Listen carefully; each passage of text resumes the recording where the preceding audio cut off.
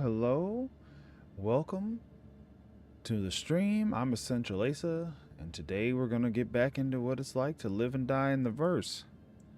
Ooh, I hope everybody had a good weekend. Okay, let's see. I'm trying to remember where we left off. So much happened in this weekend. I've been spending a little time getting things ready. That new patch should be, it's getting close to live, so we should have the new 0.2 patch on the tail end of this whole patch number lineup.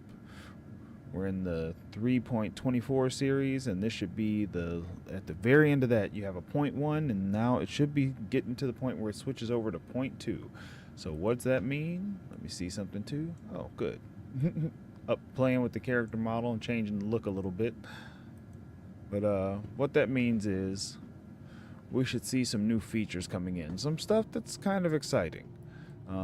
We looked at it last week just a little bit, and it's still not very stable though. There's the big thing. Like, causes a lot of crashes, causes the streaming software to crash a lot.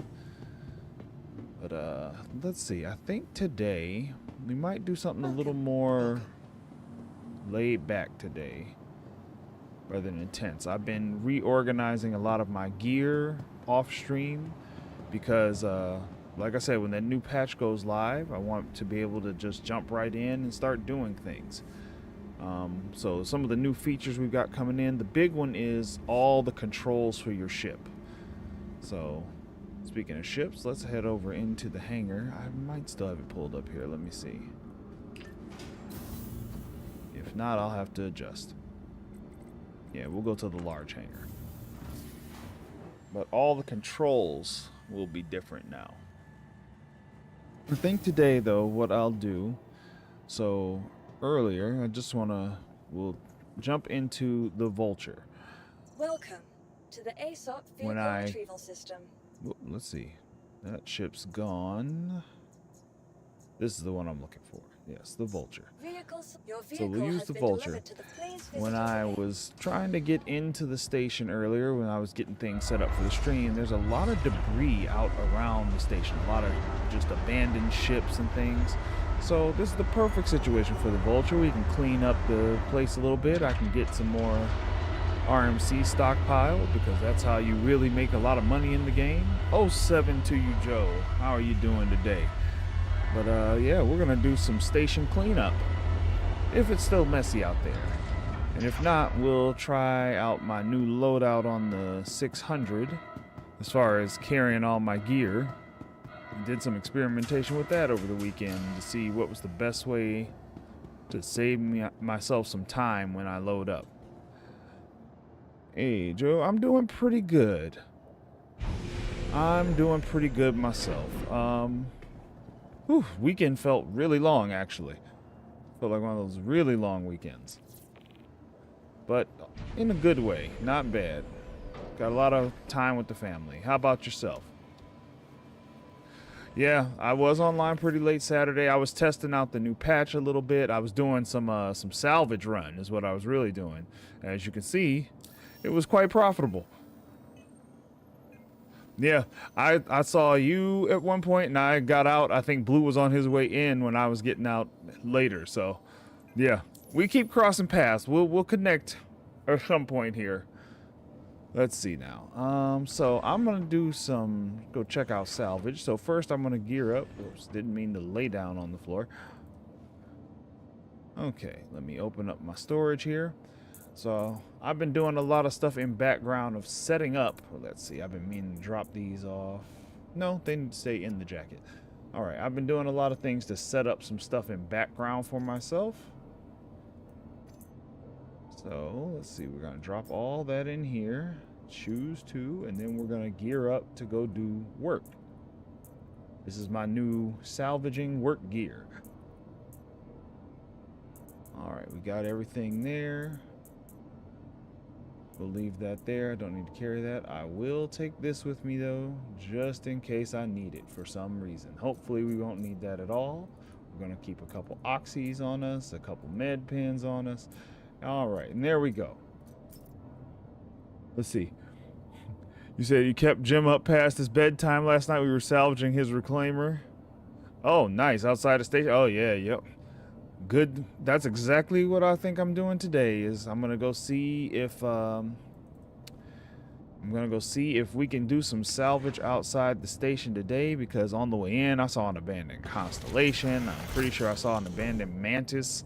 So hopefully it's all still there, because I had to log out and log back in at some point. But I'm gonna see if it is. I'm gonna go collect.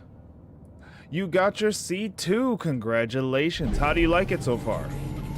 Did you use it to haul off all the stuff, all the RMC you made from the reclaimer? Uh-oh. Not getting a response from ATC. That's never a good friend. Feeling? Let's see here. Come on, ATC. All right. Yeah, there we go. Launch complete. That's right. I'm in the big hangar. That's why it looks so weird.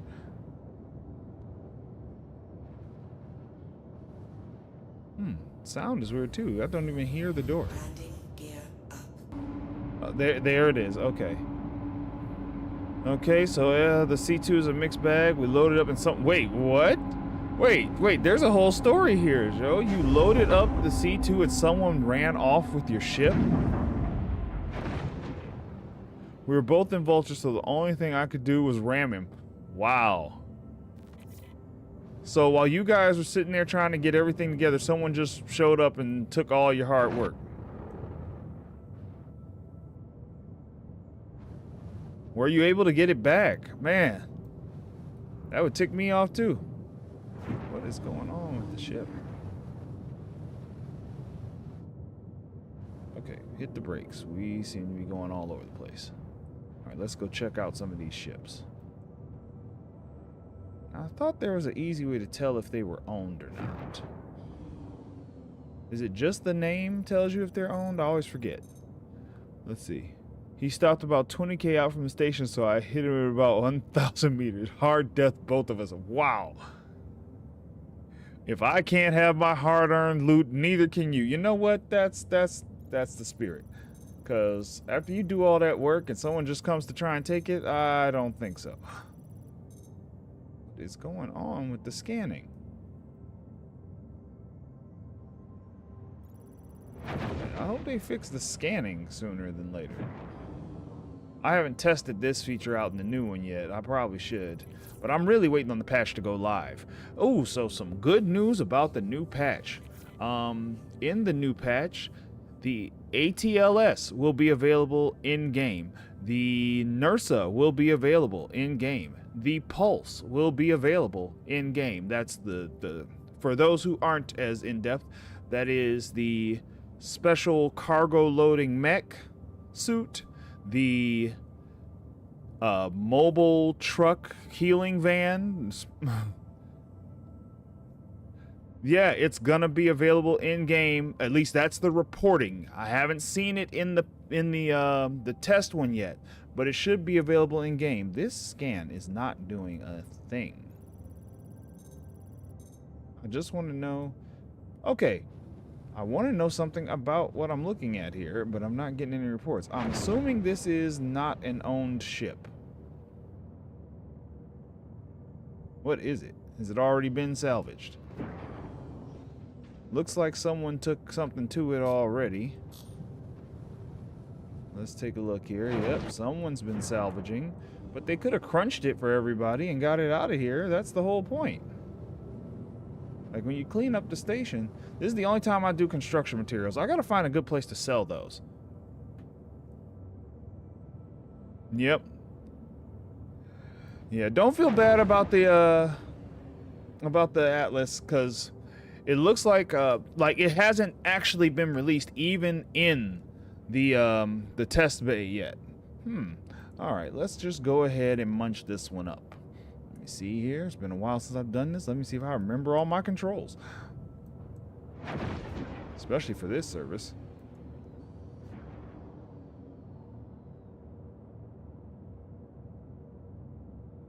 Okay, come on. Why am I not getting the thing for this one? Oh, is it powered on? See, it'd be nice if I could scan it. It could tell me if it's powered on. Oh, I've got my speed up too high for what I'm doing.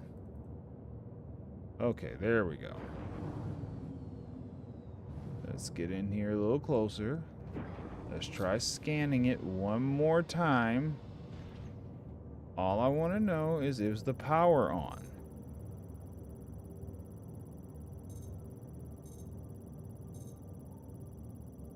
Let's see. Shields. I'm learning to read. Yep, the shields are online. Okay, we're gonna have to soft def this thing. All right, so let's get out of that. Let's see if we can Friendly fire. kill this guy. Friendly fire. Is this a 400? Friendly fire.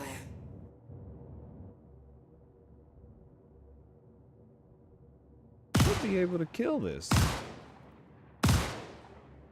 Or, let me see, if it's actually... No, if they salvaged it, the shield should be down. So why can't I fracture it? Let's see. So you loaded a bunch of construction materials in your C2 after you claimed it at the station, you know, after ramming incident. I flew back to Orson to get a new quantum drive so we could sell it at Area 18. When you called your ship, it came up halfway into the floor. Then fell through the hangar to the... Man, that... Whew, after that time I was in that cave and fell out, I'm like, yeah, forget that. Okay, let's see. Why can't we fracture this ship?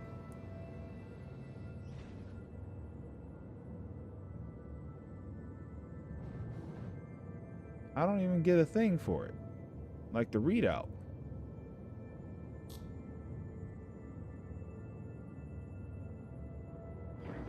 There we go. Power on. Yep, okay. Let me see if I can get the power off of this ship. Alright, hold on. Let's turn the fracture off. Got my shields up. Good. Let's see. Alright, let me look over here. We're gonna do exit. Not to the rear, to the left. And we're gonna go see if we can shut the power off on this ship.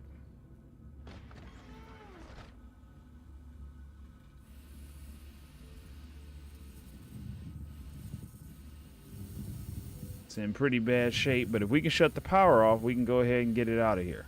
Looks like someone's already went in, tried to check things out. Let's see here. Let's get in there and have a look around. Come on. There we go. Nice and easy. There we go. Okay. Now, which way is the bridge?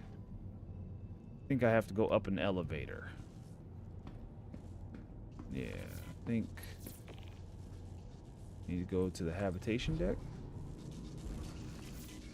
Ooh. All right, in here, and there we go. Hopefully this doesn't get me in some trouble.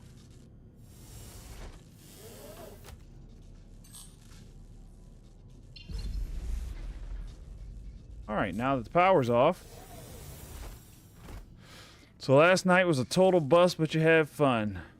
Well, hey, man, you got your C2. You had some fun. There's always the next round. Whoops, wrong side. We want the elevator. Okay, that's not the elevator either. It's down the hall. At the wrong end. I get so turned around in this ship. Was this the elevator I was in and just didn't recognize it? Yep, call elevator.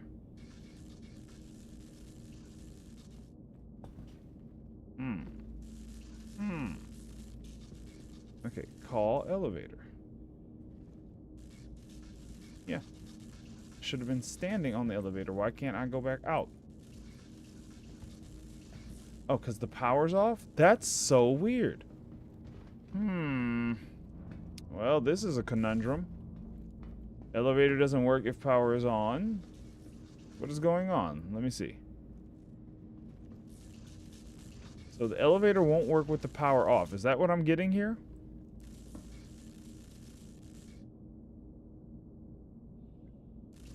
You learn something about persistent hangers too. What? Okay. Your persistent hanger is assigned based on your largest pledge ship at the time you choose. So you can't put it in your persistent hanger is what you're saying. That sucks. Okay, let me see something. Do I have to have this on to get this ship in place? Or to, let me see. This would be a weird fluke.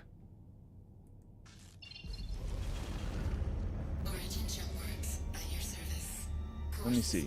Let me... This will be something I probably report because power up and set the self-destruct. That's probably what I'm gonna have to do. I just gotta make sure I can get out of here. Because the issue I'm having is the elevator doesn't seem to want to work. Or maybe I'm missing something here.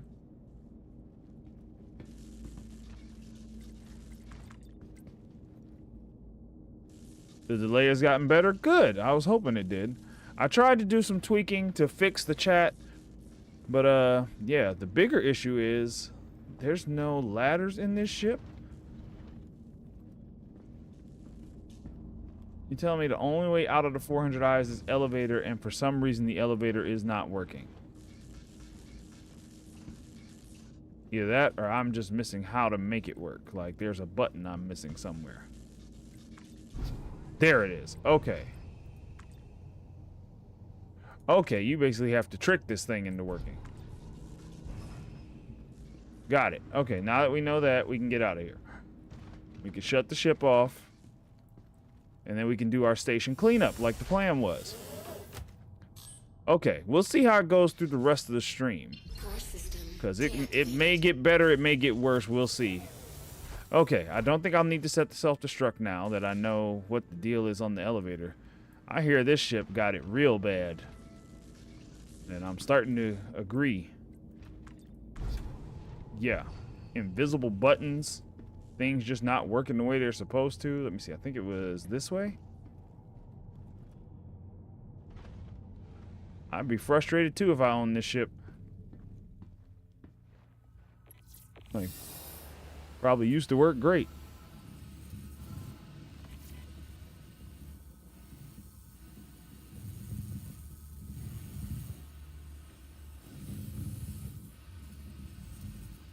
Whoop. Whoa, too fast. Well, that was weird.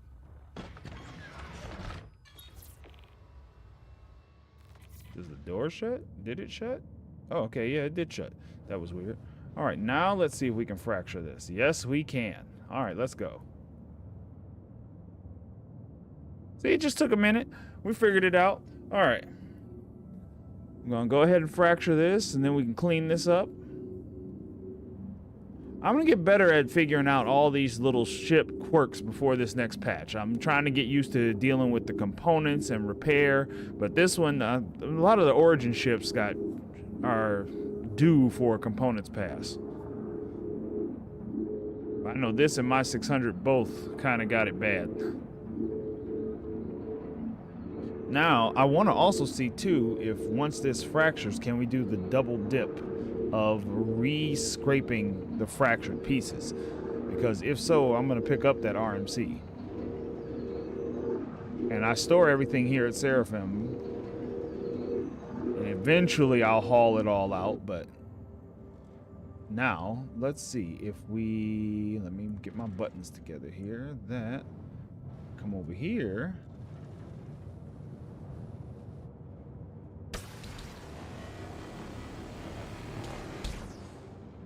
How'd that happen? Let me see. I want that one, and I want it set, that one set to a braid. So we can do this quickly, and now we use both. All right, there we go. Gimbal lock. Let's get a little closer, a little closer. There we go. Let's scrape everything off of this ship. Again. Yeah. We're going to double dip on the scraping here. Now that I know that secret, I'm like, oh, well, from now on, I will be stocked up on every ship until they fix this or something. I hope they don't, because this is going to make it worth my while to scrape ships and scrap them and dismantle them, and I can just keep dropping everything off here at Seraphim. It's a little time consuming going back in the hangar, but as far as I'm concerned, that's totally worth it.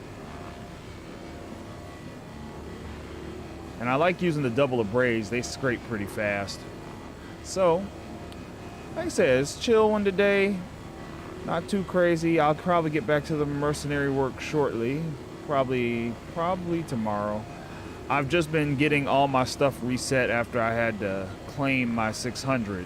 I forgot even how it got destroyed. I think it just got destroyed on the pad, which is always a frustrating thing to have happen, because it's not like you lost it in combat or someone came and got you. It just got destroyed sitting there.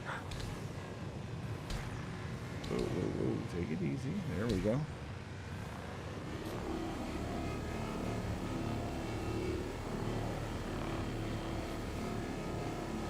Really? Okay, let me keep it moving then. Like, what I'm really looking at is those two circles and how they go from green to red. And that's how I usually determine if I've gotten all the stuff off of it or not. Yeah, and it's more so that ships just don't offer, which is weird. They don't offer much RMC, which always seemed weird to me.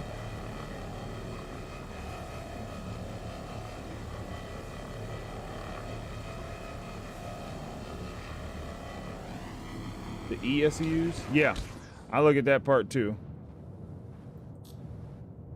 Am I once again, where are these guys? I'm over here cleaning up the station. You giving me a hassle? They are constantly scanning me. I don't even have a crime stat. I could see if I had a crime stat. Like, if you had an actual rap sheet, remain stationary, scan in progress. That needs to be a bigger alert, because man, the number of times I got failure to comply.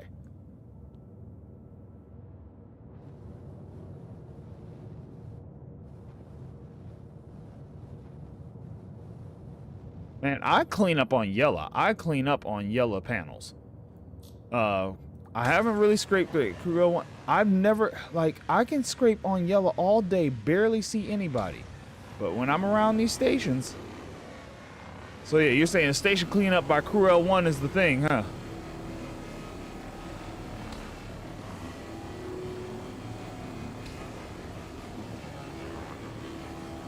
Yeah, man, panels are where it's at. Panels definitely give the bang for the buck. I clean those up on a regular. Okay. This one's about, just about done. There's not much left on this ship. Whoops. Oh, found a little bit there. Must have been a little too close to that one. Okay, I think I'm going to go ahead and fracture this piece and move on to another one. Well, it's already fractured. Okay, guys. Okay, there we go. There we go. I'm gonna go ahead and disintegrate that one. Ah, I see. So basically, if you sweep across it... Okay, that makes sense. I'll have to test that out a bit more, because usually I just let it go from green to red till I get everything from that area and move a little bit at a time. When I'm doing ships like this, though, because they don't have a lot on them, I usually don't worry about it too much, just because they just don't have much RMC to care about. Okay.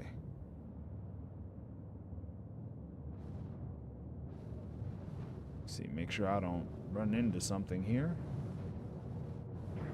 Back up a bit.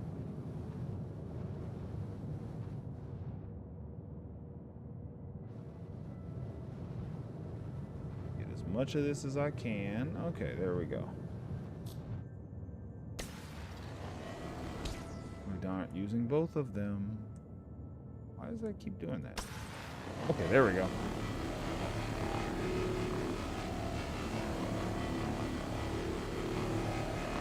This is the part with all the good stuff.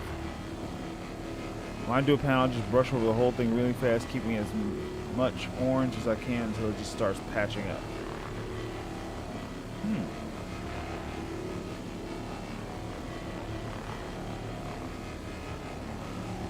Okay, let me give this a shot. It does seem to be collecting really well.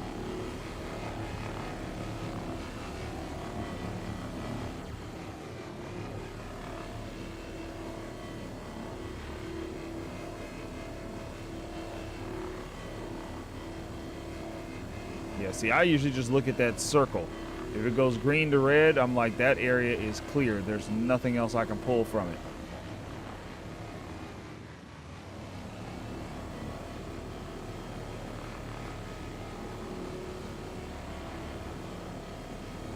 I can keep about 3.5 SCUs by that method. What do you run? Do you run double abrades? Do you run cinch abrade? Because I do both on occasion. It depends on how big the piece is. For these ships, I should probably run one of each. I'll probably get more that way. Yeah, I like double abrade because it's fast. You don't have to sit here all day waiting on something. Like, it's easier to just go fast, scrape a lot really quick, and then move on to another panel and just keep that process up. See, I'm gonna start going a little slower here and just letting it chew through some of this. Yeah, see, all that's gone. Oh, we got something there. A little bit more over here. There we go. Yeah, up this way. I think I need to get to the other side for that.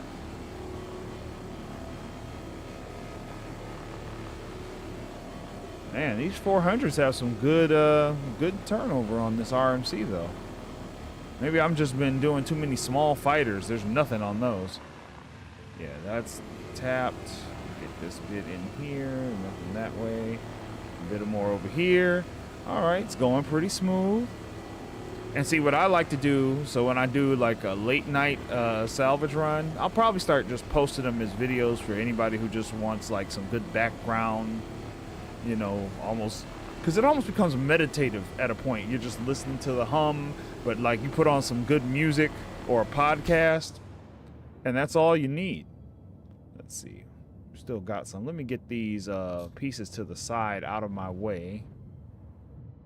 Now this is when I usually... Ooh, I can't even see it. There we go. Is there anything even on this piece? Whole lot of nothing. Yeah, there's barely anything on this one, so we're gonna go ahead and get rid of this. Let's see here. I always have to remember all my controls when I haven't done this part in a while. I want to go ahead and fracture you and get you out of my way so I don't crash into you. And then we'll go around to the other side, scrape the other side.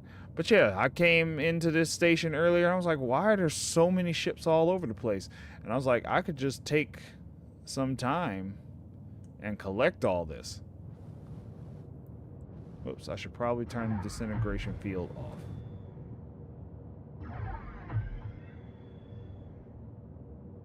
There we go. Yeah, there we go. Okay, let's check the other side.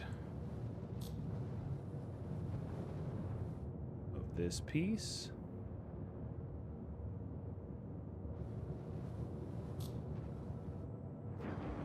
All right, let's cook. There we go. So yeah, I don't often do too much salvage on stream just because it is kind of a slow, methodical thing. But it was just so much out here. I was like, let's not pass that up. But yeah, I'm really excited that I'll finally get my NERSA inside my 600. So now my 600 will have a medical bed, which means I can stop doing runs with the Pisces. There's only one big problem I have with the NERSA, and that's that. Okay, so you bought one, Joe. Do you find that it bounces all over the place? The NERSA, like when you try to use it, it's just like bouncing up and down and bouncing all over the place. Because I tried it in the new patch, and it's all over the place. Jim and I started out last night planning to run his reclaimer, but it's not really great for panels, so we pulled out our vultures and salvaged it. Yeah, vultures do great for panels. It's probably, it is my favorite ship. Yeah. You don't have one? I thought you, wait. Did he do it again? Was it you who said you bought the NERSA, or was that Jim saying he bought the NERSA?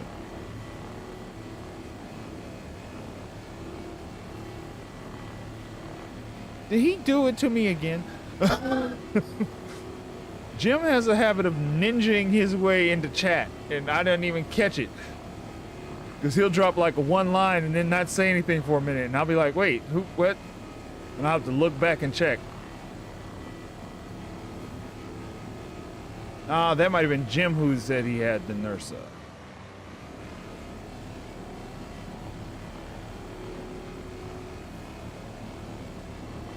He catches me off guard a lot. Which, I mean, that's really cool that he can do that. You're going to get one in game when it drops? Yes, that's exactly what I'm doing. As soon as it drops, I'm getting one. Putting it in the 600, and that's going to be the Bunker Busters. 07 Mai. You have one? Yeah. It's a great little thing, and does yours bounce all over the place, though? Like, I tried to put it in the 600. I thought it was going to blow my ship up.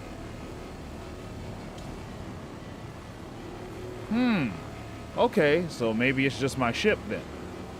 It doesn't like my elevator. All right, wow, this is a good... Man, I'll do some more 400 ice scrapping anytime. That was totally worth it. Let's see. I'm gonna end up with more... more material here than I can hold in my filler station. But I'm also doing this just to clear the place out, so I'll let it be what it is. Let's see, how does this look from a different angle?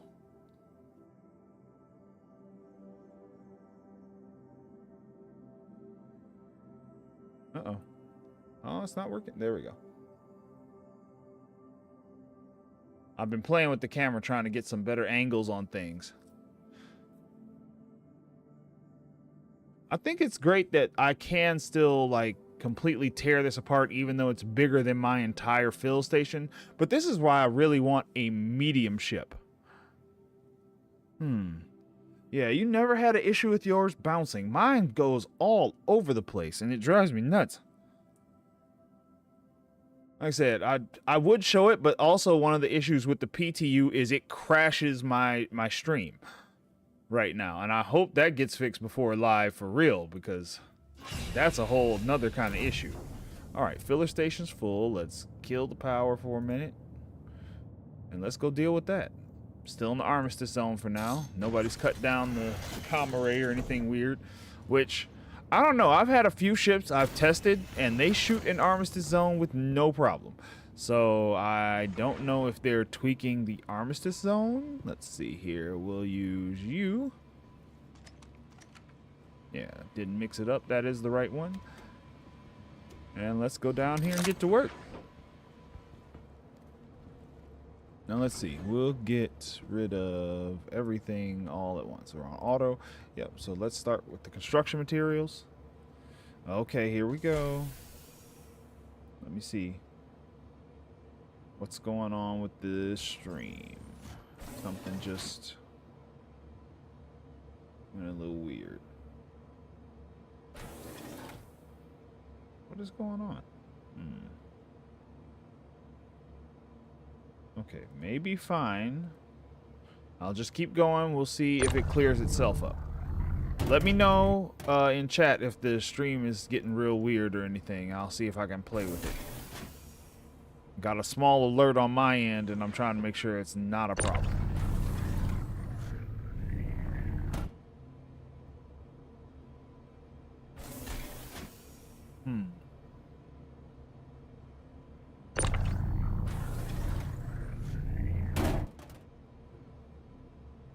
Let's see. Is everything all right on you guys' end? Are you seeing everything okay? Is there an issue?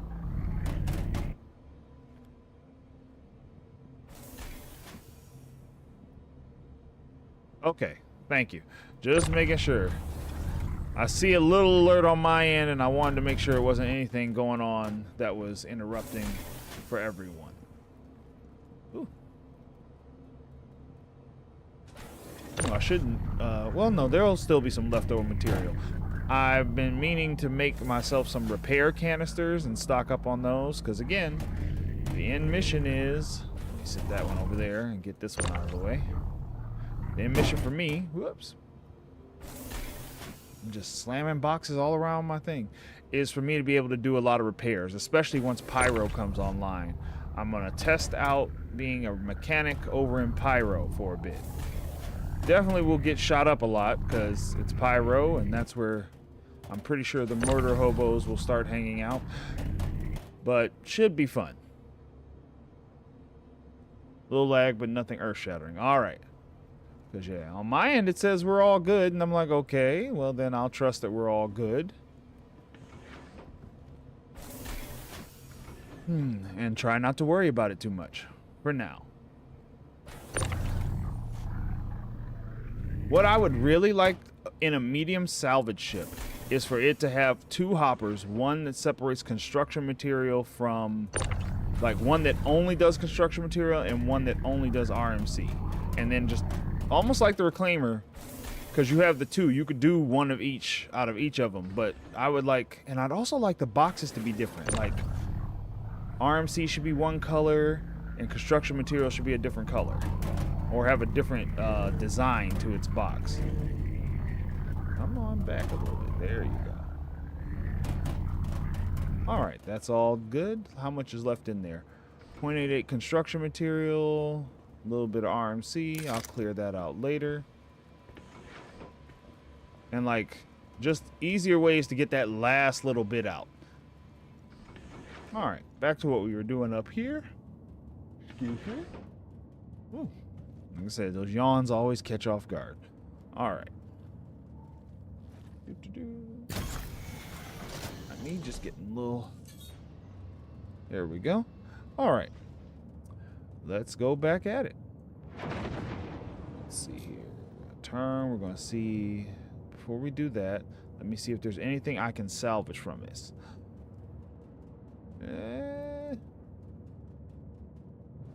Nope. Doesn't look like it. Let's go ahead and disintegrate it then. And then we'll move on to the next thing. We'll see if there's anything else here. There is. There's tons of ships here. Especially over by the pads. They've just loaded up the pads. And this is where even the SRV would come in handy. So now, instead of saving up for Cutlass Red, I'm saving up for an SRV. Because look at that. When I get an SRV, I just pull these away from here out into space right around the station and then just go to work salvaging. I can call a little team together. You're like, hey guys, you want to make some money? We got a nice little salvage operation going here. Should be pretty good. Look at this. Like, yo. Or like, when we get bases, I would set up a base. Like, if you can get your own platform on Orison, I would set up a base and just tow all these ships to the base and then scrap them there. Look at that. Is that an 890? Oh, I'm definitely scrapping the 890. Or is that another? Ease up. We don't want to crash into it. Looks like someone already started scraping it.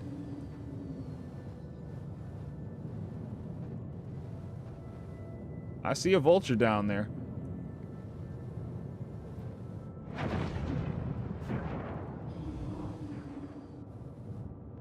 Is it abandoned? Are its shields on? What's going on with this ship?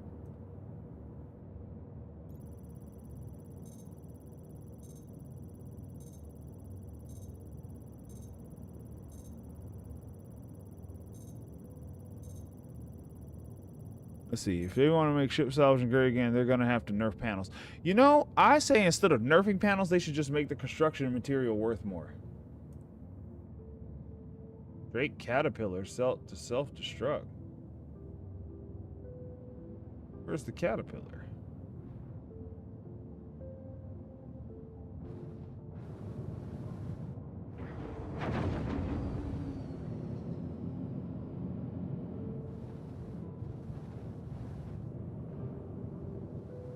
Yeah, I'm gonna see, because this is sitting here and I don't think it's in use.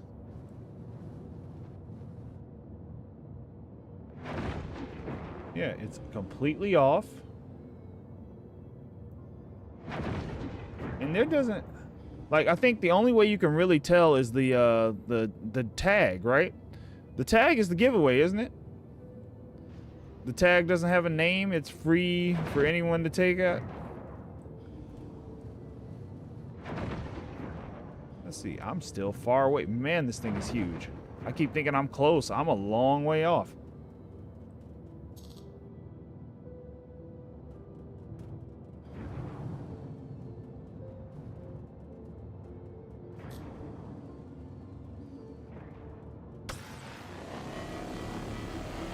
We're gonna get a lot of RMC off this one. I could, but I hate this ship. I hate the 890. I don't want it though. Like, I would if there was somewhere I could sell it. Like, that's another reason they need to put ship sales in the game, is because I would steal the ships all the time if I could sell them. Because why waste time doing this if I could just scrap the entire ship in one go? But hey, I'm taking all this RMC. This is like, this is better than panels. 1890 is way better than panels. Look at all of this. This was a great find. This is a good day for this. Friendly fire. It's not friendly fire. Nobody's in there.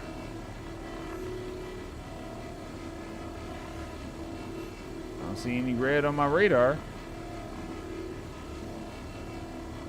Yeah, especially because it's all in one spot. You don't have to look for it.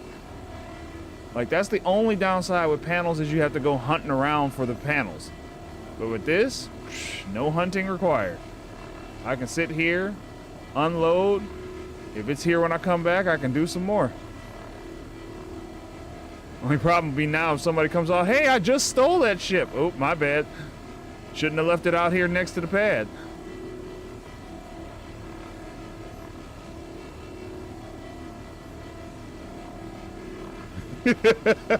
Actually, that's really good money.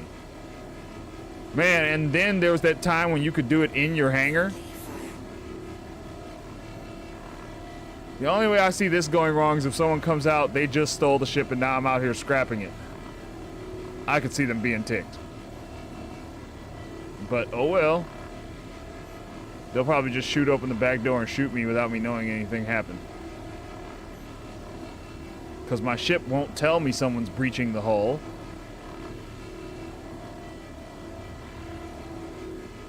Look at all this RMC. This is awesome. Man, this is what I should have did with that Carrack. What was I thinking? I'm flying the thing around. That was free money.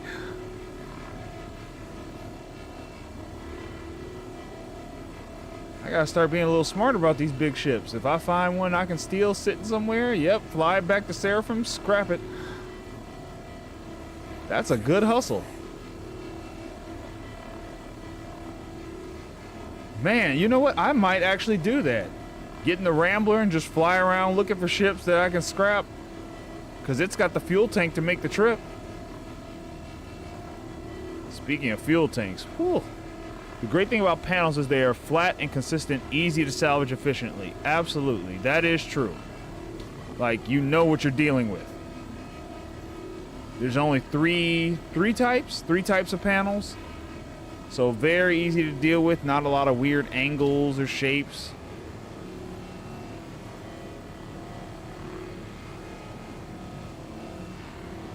What's weird is for the size panels are how much RMC is on them.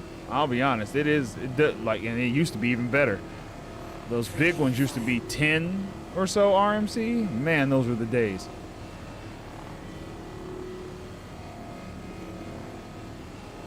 Let's head down a bit. Let's get over here.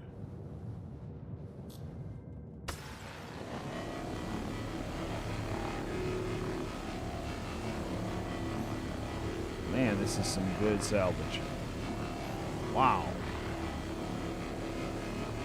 So, I mean, this ship by itself. Those panels are huge, though. Probably the same surface area as part of the 890. That's true. Those are pretty big. Like, it's weird to look at them in one way, but when you look at the stuff like this, that's when you really understand, like, how big some of this stuff is. Because that's my ship next to this ship.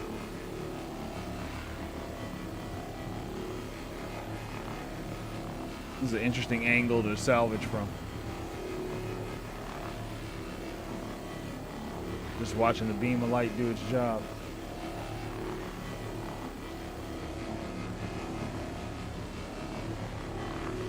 I am really glad I'm in Armistice and this is allowed, though. Man, I can see myself getting jacked. If I lock all the doors, there's nothing there. Let's move on.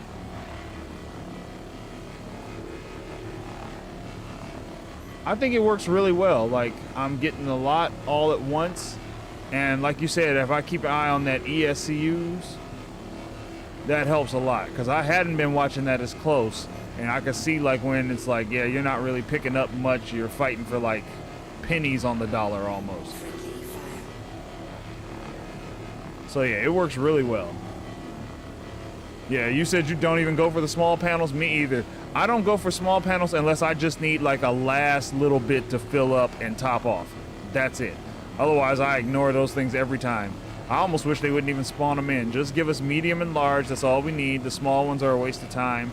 But maybe if they bring out a smaller salvage ship, which is what I think they're doing, because somebody said the one is the dimensions of the Prospector. And I'm like, okay, so it'll be like a starter salvage ship.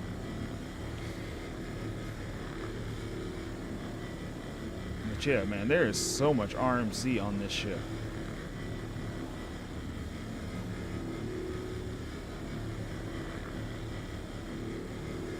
Let me see, let me check global chat. Someone would be like, why are you scraping my ship? Nope, nothing. Cool.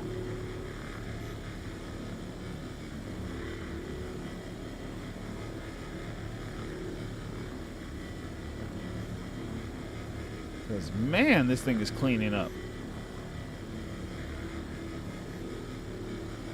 That is a lot of material. Like a lot.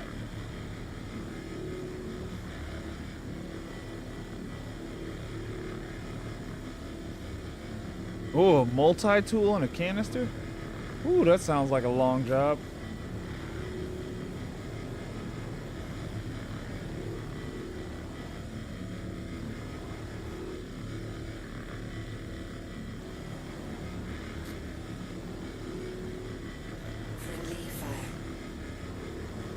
A little closer, please. Thank you. Clean up a little better.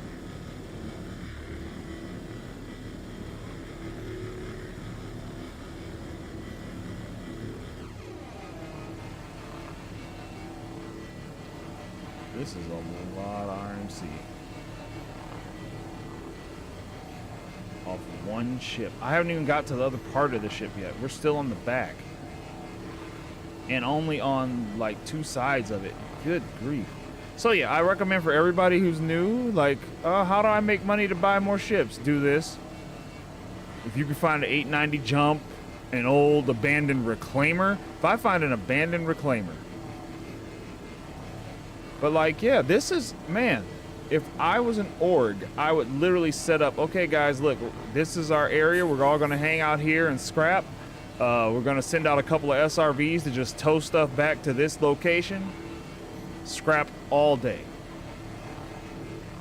You were like, WTF, why are people doing this? I didn't understand at first, but once I started, oh my gosh, I was hooked. And I fell in love with the Vulture. It's a great little ship. Now I'm just picking up everything. I gotta keep an eye too, because the other thing you can do is mess up and be doing this so much, you let the filler station fill up and you don't go back here and clean it out. I'll be able to do this, go unload, and then come back again. Do I still have it on me? Yep. Cool. Down we go. This is when I start running into... Whoa. Yeah, so you know, this wall, I don't think it's real because you can fall right through it all the time. Coming off the ladder. I have before, and once you're in there, you're in there.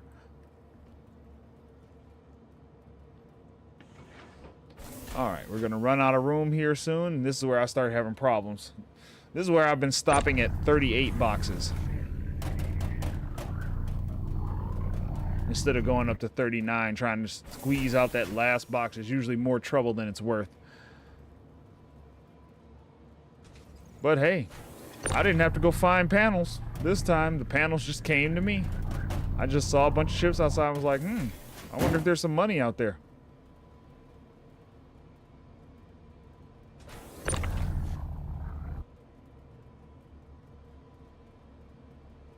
Always back off the ladder. Yeah. I sometimes do, except I've fallen through that wall. Like, I just stepped backwards, and I've literally gone right back into the wall and gotten stuck. And that's what stopped me from doing it after that. Let's see.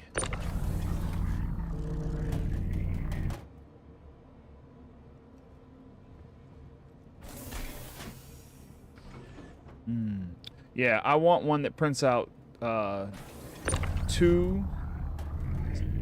come on, stop getting stuck on dumb stuff.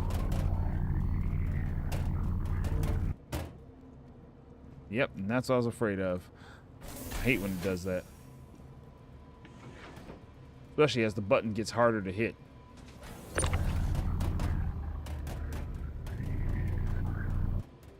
This crate here is the one that always messes me up. The one that goes right here because it always blocks the thing.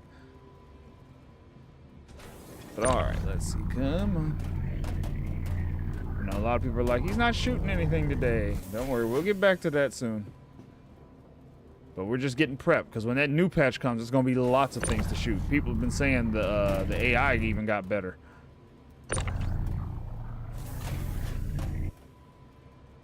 Alright, now we're getting to the tricky part.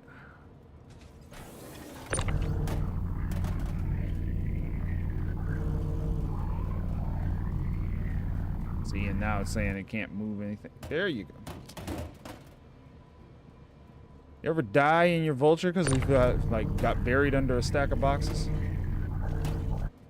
I haven't yet, but there's a first time for everything. Alright, now is when it starts getting weird.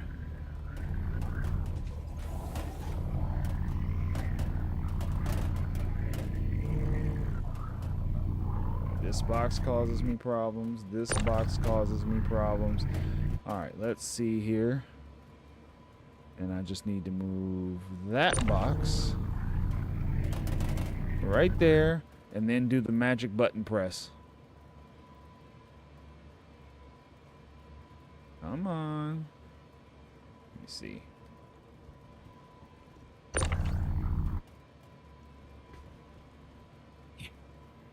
Almost.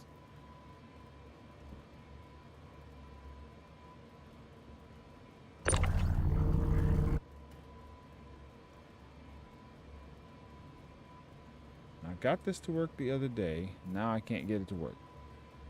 Oh, you know what, too? I forgot. I might not have enough for that last box. Because I got construction materials in there. That's what I forgot. So the filler station isn't blocked. It's also not full. Whoa. Alright, let's scrape some more, and then we can go empty this out and probably come back and get more. Let's see.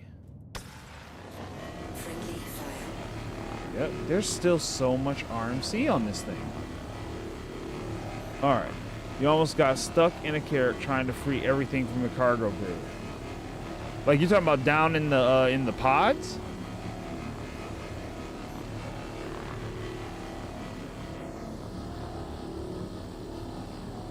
In the carrot pods, you were down in there and almost got stuck? Ugh. How did you almost get stuck? Now I'm curious. I didn't know you could get stuck in that ship. Got a lot of access ports, a couple of ladders. How'd you almost get stuck, Joe? Get a patch. Okay, come this way. That's where the good stuff is. Okay. Friendly fire. Look, I'm already filling this thing back up.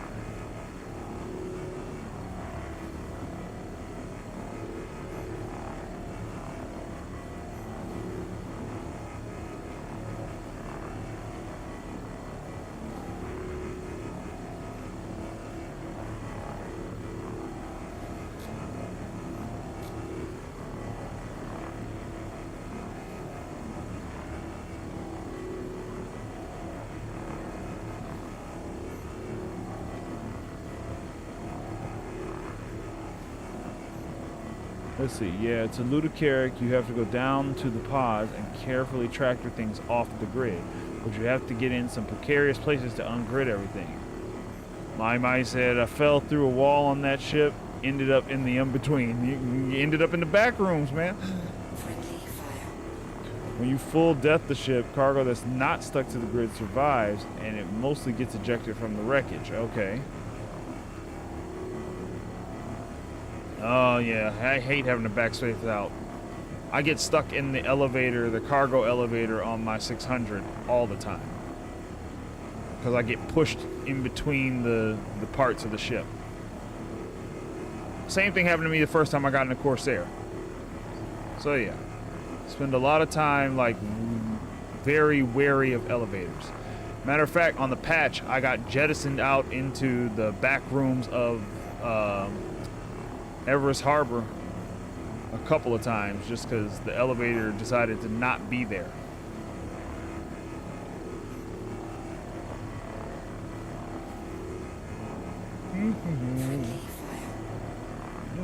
All right, Joe, take your time.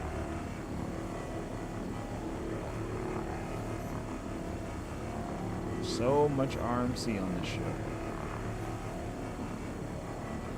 This is a great ship to salvage. I hope I run into more of these. I might actually start to like Origin ships even more. Not a huge fan of Origin, but I can't knock that 600 is like one of the most practical ships in the game right now.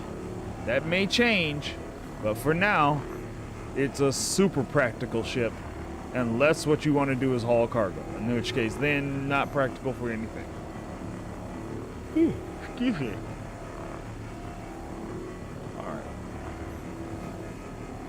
Yep, I think after this we go unload Friendly fire. all this wonderful cargo. Like just this is an easy, what, 300-400K? Just from this? 07 Blue. How are you? I hope you had a good weekend. My, how was your weekend too? I've got to make sure I don't miss that. Like, everybody had a weekend. We had a whole weekend off of stream. Everybody probably did something interesting. Or I hope you had a good, interesting weekend or just a relaxing one with friends and family. That's how weekends should be. Hopefully you didn't all have to report in for work or something over the weekend. hope you actually got to enjoy your weekends. Or if work is your enjoyment, then more power to you. Friendly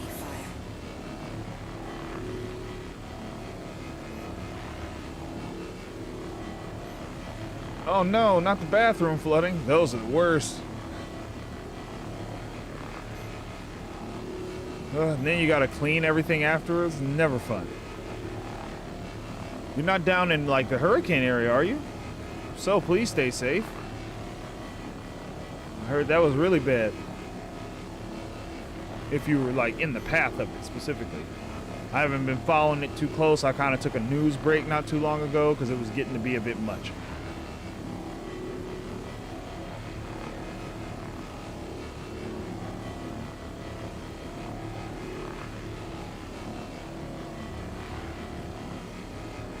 Let's see, Blue kids and Mrs. didn't want to go out, so more Star Citizen time for me. Yep. I usually get a little bit in late at night. Did some salvage. I think I saw you on Blue right as I was getting off. You were in the menus. I don't know if you were on your way in or out. Ooh. Pardon me, all this yawning is catching up with me. All those late night salvage. Starting to catch up. Have to get more sleep. Let's see. Okay, you're in Cali. Good. Okay, at least you're not down there with that hurricane stuff, man. But then your neighbor's water decided to come into your water? Ugh. Yeah, that's no bueno. That's no fun. Friendly fire.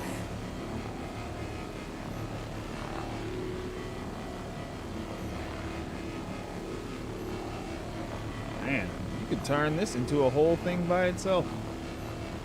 Just salvaging this one ship. Yeah, so I think I need to be more focused in how I decide to tackle this stuff. I need to partner with somebody with a reclaimer and tell them to come munch these.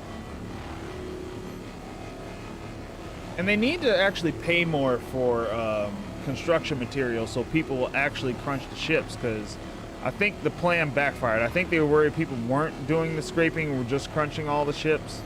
But now nobody's crunching the ships, they're just scraping. And it clutters up the thing. So they need to find a way to incentivize people to actually, you know, munch the ship for the construction materials. Thankfully, it was just water. Yeah, exactly. That's why I hate bathroom stuff. Bathroom plumbing issues are ugh. Yeah. I commend plumbers all over for tackling that job, because that is like the dirty job that nobody wants to do. Least of all me.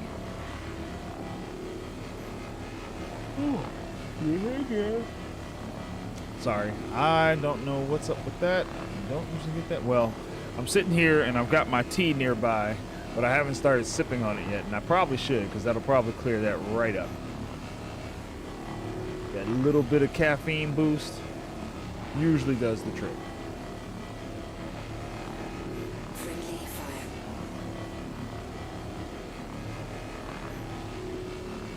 Let's see. Used to do demolition and plumbing was the worst part of it. Oh, how does that affect demolition? I never even thought about that. A mango tea. Oh, that sounds good. I've just got green, which, I mean, you say it like, oh, it's just green tea. It's good tea, but mango sounds delicious.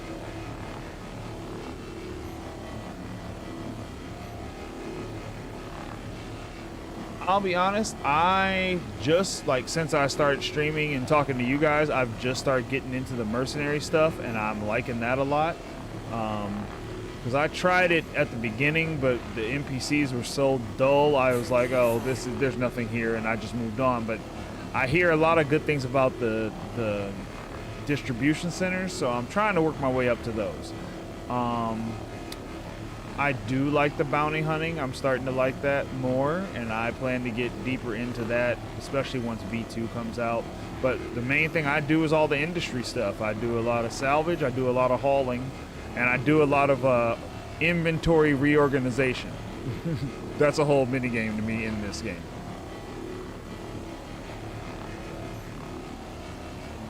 Yeah, Joe, I'm with you. I love mango stuff too. I haven't had a bad time with mango at all. Oh, filler station's full. Almost didn't catch it that time. Actually, wait, no, we gotta go dump this out. There's nowhere to put anything. All right, no, get back in the chair. Back in the chair. We gotta go into the station and dump all this into the cargo, into the freight elevator. Blue, you do, oh, hold on. Joe said he was doing VOM missions till the salvage yard elevators broke. Yeah, I'm mad about that too. Blue said he'd support guy, mining, medical, otherwise cargo is my trade. Yeah, I've got to get more into the support gameplay, Blue. Especially, I haven't tried medical runs. That's one I am curious about, but I hear there's a lot of like just griefing of the medical players.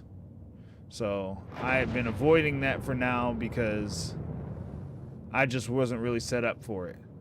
It's one of the reasons, though, I did get the C8R originally. Was because my plan was to do those kind of missions. Let's see. I think I need to go this way.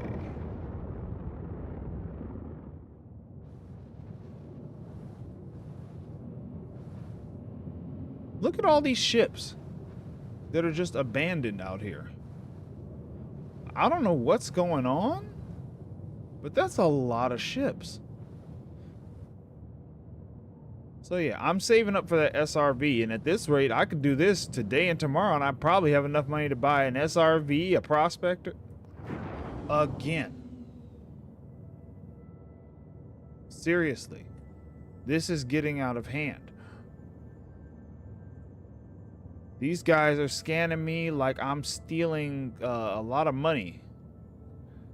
I gotta start checking the cargo holds on these ships too. Like, I might need to go back to the 890 and just crack it open and see what it's got inside. It might have some decent stuff inside. I didn't even think of that, but this is what it is. Like, this could be a whole loop of that if I could just get, like, give me a salvage arm on the Caterpillar. It don't even need two, just give me the one. One salvage arm on a Caterpillar. And all that storage? Oh. And yes, I could do a reclaimer, but I can't. Maybe if I save up enough money and I've just got the money, I'll buy a reclaimer.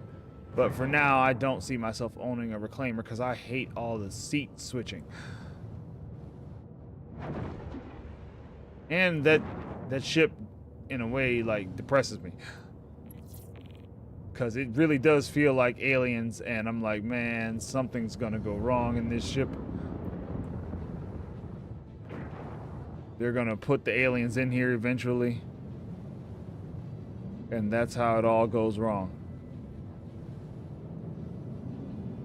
Wonder why they gave me the medium. Hope the raft isn't like sitting on the pad. I was in that earlier. Whoa, whoa, whoa, whoa, whoa. Slow down. Okay, go in. Oh, coupled is on. I hate when that happens.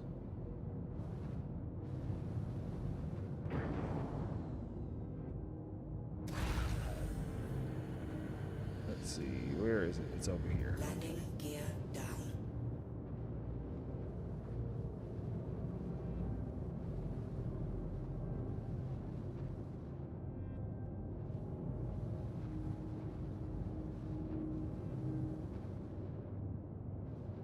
There we go. That went pretty well. All right.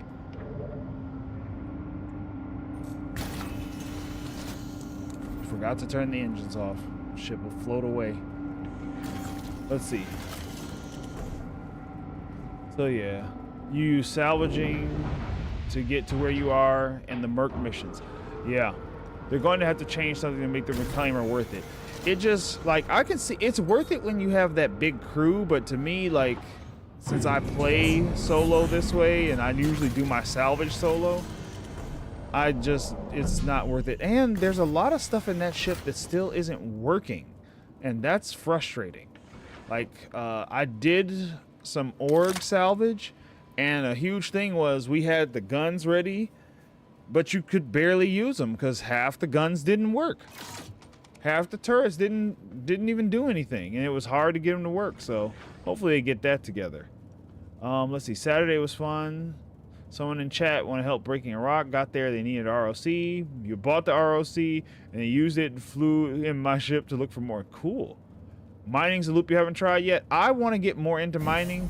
I'm gonna buy my own prospector though, so I can change the all the heads on the mining attachment. I want to see what they all do or what kind of tweaks I can do. So I'm still figuring that out. But yeah, that's something I want to do as well, as get into mining. But first I'm gonna get to SRV because I'm really into doing all this. Like when engineering, I kind of calmed myself down because I was getting excited, almost overly excited about engineering. And I calmed myself down because I had to remember, like, the same way how they talked about cargo and then how cargo actually came out. I was like, engineering's probably going to be the same. They've talked about it, and those are their plans. But there's going to be, like, the first version, which is going to be super basic, which will probably just be repairing components. That's all it'll be. It won't have all the life support. Well, I don't know. They may have life support working by then. But we probably won't get all the fire and bullet damage and all that stuff. And I still don't know what the plan is for the bigger components. Size 3, size 4. I don't even know if anything has... Does the Reclaimer have size 4 components? I'm not sure. But Blue said, made about 120K from rock mining, took my cut and helped them buy an ROC themselves and rent a cut. He'd be like, man, okay, yeah, I've got to get into mining because apparently you can make more money than I realized. And I like that it's a little more involved. Like, there's a little more you need to know. There's different types of rocks. Salvage is pretty straightforward, and it's like the quick money maker. And it's why I pledged a Vulture, because I was like, of all the things, this ship is the ship I would start with at any point. Even if they nerf RMC, I would still start with this, because it's just an easy money-making loop. You don't have to overthink it. You just scrape holes, make the money. Yeah, that, soon as it's in game, the NERSA and the Atlas are high on my to-do list. But I convinced myself I wasn't pledging for them. And my rule of thumb, I do have a rule about pledges, is like, if I can buy it in game with 1 Vulture trip, you have no reason to pledge it. In fact, if you can buy it with 2 Vulture trips, you have no reason to pledge it. 2 trips like this, I can buy both of them. I can buy both the NERSA and the Atlas in game. But it's a bunch of people who just got them as LTI tokens. And I think that, I told somebody, because everybody was like, why'd they sell it for 40? LTI token, that's all. Like, I think they have a rule that if it's gonna be an LTI token, it can't cost less than $40. Like, I don't think they've ever said that, but every LTI token I've seen, short of the Pulse, has been about $40.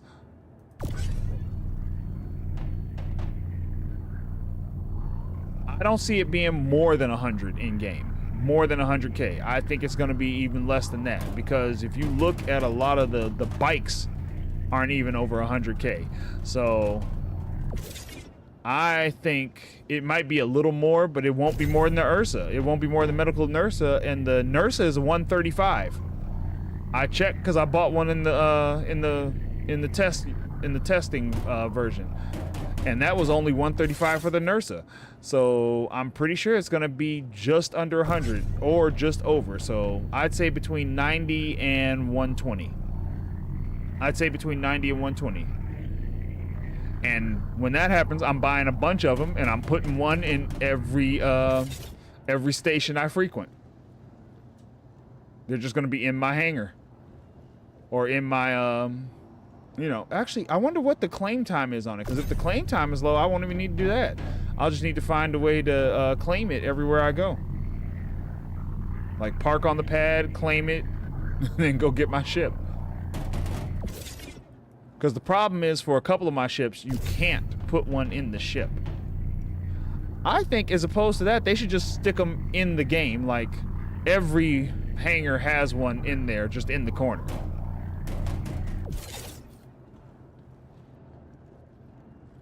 It shouldn't be, but it probably will. Like, I feel like until they do the full economy balance, the prices are just like whatever they think feels fair. It might be cheap though. They might say it's like 40 because I think like this max lift is 20. Oh yeah, okay, so that's great. So what I really needs to do, the Atlas needs to come up like in the cargo elevator. It should come up in the cargo elevator. If they could do that, it would be perfect. That would be absolute perfection. Because between that, like the only LTIs I had were the MPUV tractor. That's what my 600 is CCU'd from. The Vulture is my starter package. I CCU'd my starter package.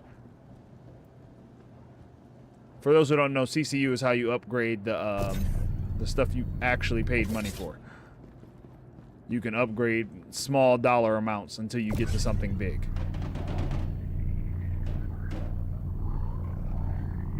It's how some people have huge fleets. Very expensive fleets. Like they didn't drop that all at once. A lot of them were built over time. 12 years.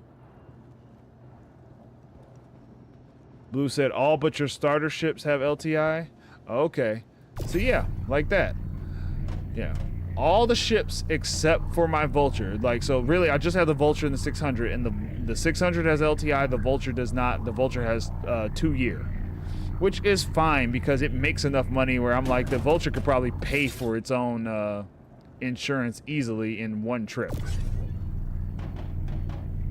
The Vulture is the moneymaker, like, hands down. If you're new to the game, learn how to run a Vulture and you'll make all the money to buy every other ship you want. It's one of the best investments ever in the game until they nerf it. Because a nerf may be coming. My, you're all about the LTIs. Yeah, I'm waiting on them to say like what the real deal is, because right now, if I had to pick another ship to get, it would be the Raft. Because I just love that ship. That would be my daily driver if it just had some decent guns. Like if they gave it some size 3s the pilot could control, that would be my all-the-time ship. I would have never even looked at a 600. Even if it can't fit a Nursa, that would have just been my all-the-time ship. It's just small, compact, and it has a super nice interior. All right, I think this is the last of the boxes I already did. Now I gotta pull the stuff off the filler. Ooh, excuse me. Plus, it's not like they won't have a way to change or upgrade your insurance in the future. Yeah, exactly.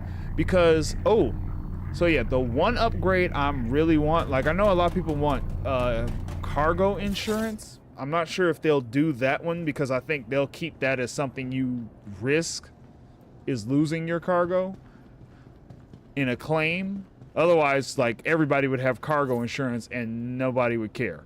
Like, oh, they stole my stuff, cargo insurance. Oh, this happened, cargo insurance. Cargo insurance would be the go-to for everything. But I think, yeah, I love my Raft as well. Well, let me see. Hold on. Blue said, what I should have done was buy the Cutter when it came out, which had LTI. Yeah. I could have then sold my starter and then all would have been...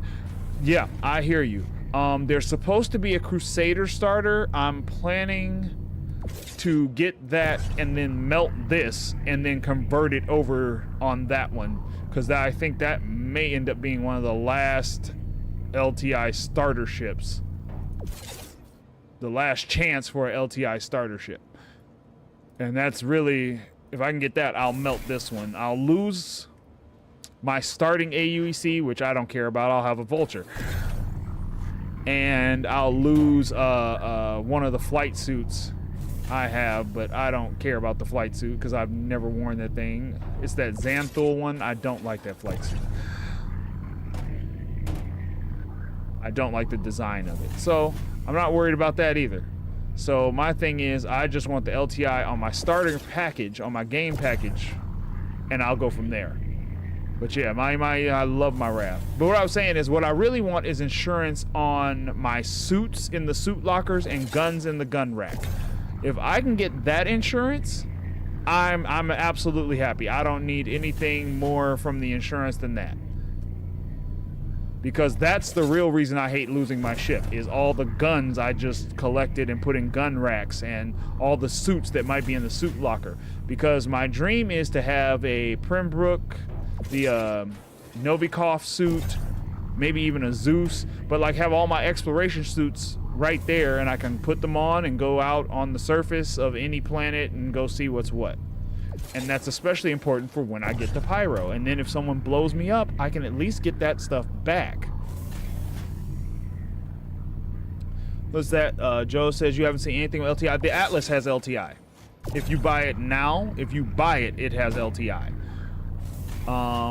The Zeus, if you buy the Zeus should have LTI.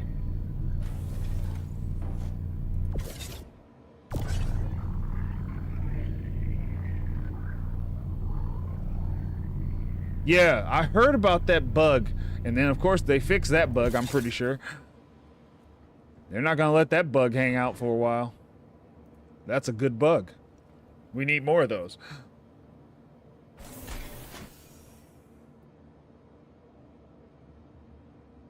Let me see. Where did I miss? In your opinion, anything you do in real world money should have LTI. I think that's what they used to do, and they changed it. I think that's how it started originally, was everything had LTI, and then they were like, hey, that's something people really want, and they started making it less available. Now, I could be wrong about that. The history, I'm always, you know, you get in bits and pieces. So, but I believe that's how it started.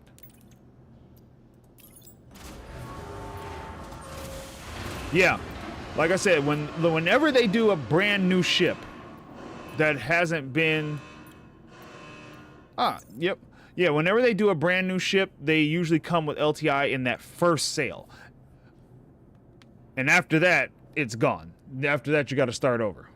Okay, bring it back up. All right, that went pretty well so far, so good. Let's see, maybe I can get one more shipment full.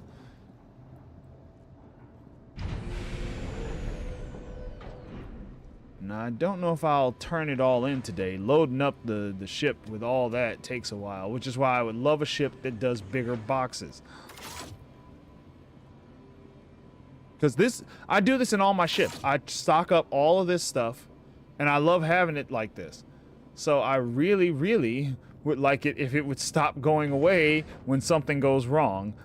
But that's fine, because that's kind of why I didn't do mercenary missions today. I'm redoing all my boxes so that in the event something does go wrong, I just pick up one box and it has all my gear and I can get back to work.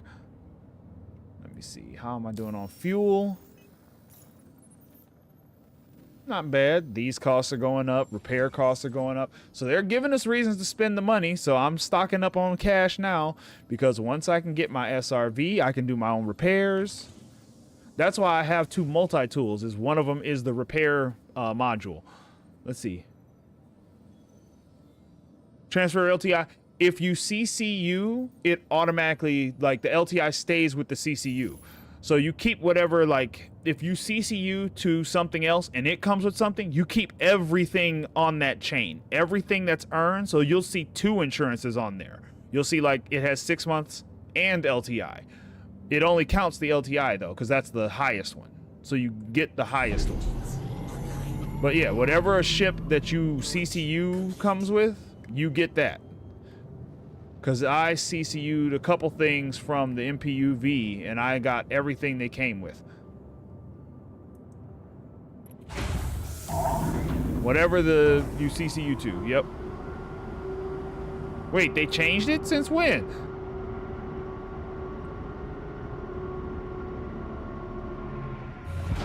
Wait, what'd they change? Hold on, this could be really important.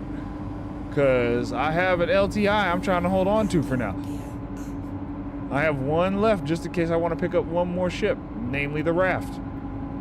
Or the SRV. It probably would be the SRV at this point. Oh, okay, the insurance. Yeah, but that's what I mean. Like, the insurance is what I mean. Like, you don't get anything, like, if you upgrade to an ship with something, well, you can't upgrade to LTI, because now LTI you can only get through War Bond. But, yeah, if your LTI is on your starting ship, like, you could CCU to something with 24 months, the LTI overrides the 24 months. That's what I meant. But, like, if the ship also comes with, like, an accessory. If you could CCU up to something that comes with an accessory, you also get the accessory, I believe. No, you're good, Mai. We're just double checking, because they do change things. They do change things. One day they could change it where, yeah, if you CCU an LTI, you don't get the LTI anymore. I don't think they will, because that would kill CCUs completely. You can't transfer it to another ship, Joe. You'd have to upgrade it to another ship. So you'd have to, like, upgrade the Atlas, and basically you're converting the Atlas to something else with the CCUs. But if you do that, you get the new ship with the LTI on it. But you can't just transfer the LTI to another ship. That would be cool, but, you know, they don't let you do that. The nice thing is, since you have it, you will always have it in the buyback program.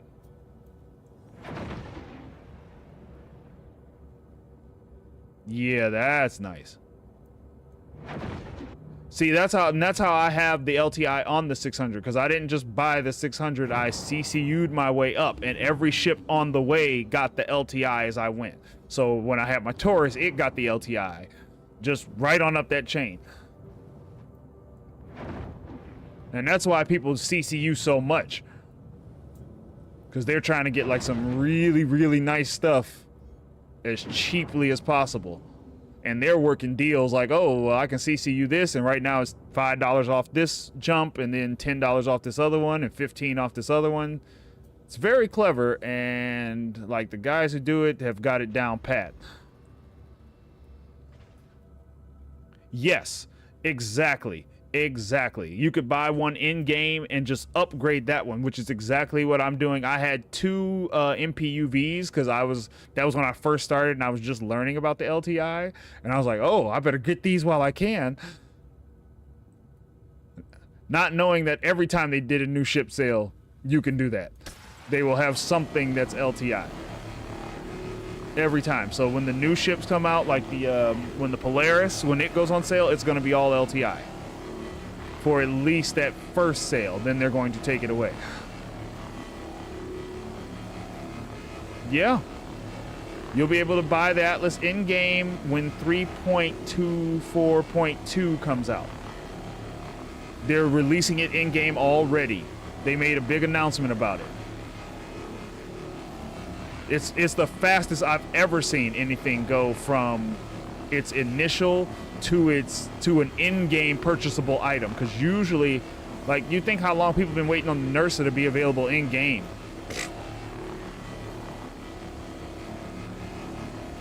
No, you can't do LTI on in-game ships at all. I mean, like right now, so you have the Atlas that you, yeah, exactly. You have the Atlas that you pledged with LTI. You can upgrade that to a ship and just buy an Atlas in-game to use. It's the reason I ended up upgrading my ships, because I was like, wait, so you tell me I can just, like, it's why I didn't worry about it with the Cutter Rambler, because I missed the sale and I was gonna just wait till IE and then upgrade it, but it's in game so cheap, I was like, never mind, I can just buy the ship. I don't need it to have insurance. I can just pay for those with a couple Vulture runs. Oh, oops. Ooh. Didn't mean to do that. Stop. Okay, there we go. Oh no, you're all good. We're talking about all this so fast, we probably are mixing up a couple things here and there. Back up, back up, back up. That's too close. That's too close. We're going to break something, namely my ship. I won't hurt the 890 at all. Let's see here. Where's all the... Okay, there we go. It's like, where's all the goods?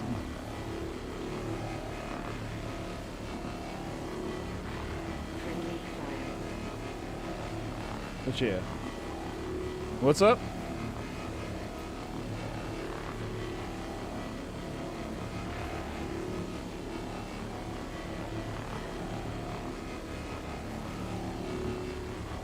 Ooh. Oh, I need to do that. Okay, because yeah, on Saturday, I loaded the raft with 96 1SCU boxes. Yeah, that took a while. I don't want to have to do that again. 96 boxes I loaded that way. So knowing I can use 8 SCU boxes for my RMC transport is a lifesaver. Plus, it makes it less obvious that that's what I'm moving to pirates. Yeah, 96 of those. Man, I was tired because you had to load them and unload them at the other end before I could sell them. I was really like, maybe I could just sell them on the ship. No, I don't want to have to walk to the TDD and then walk all the way back and have to unload then. Like, let's just go ahead and unload it now. And they sometimes get stuck, so that was fun.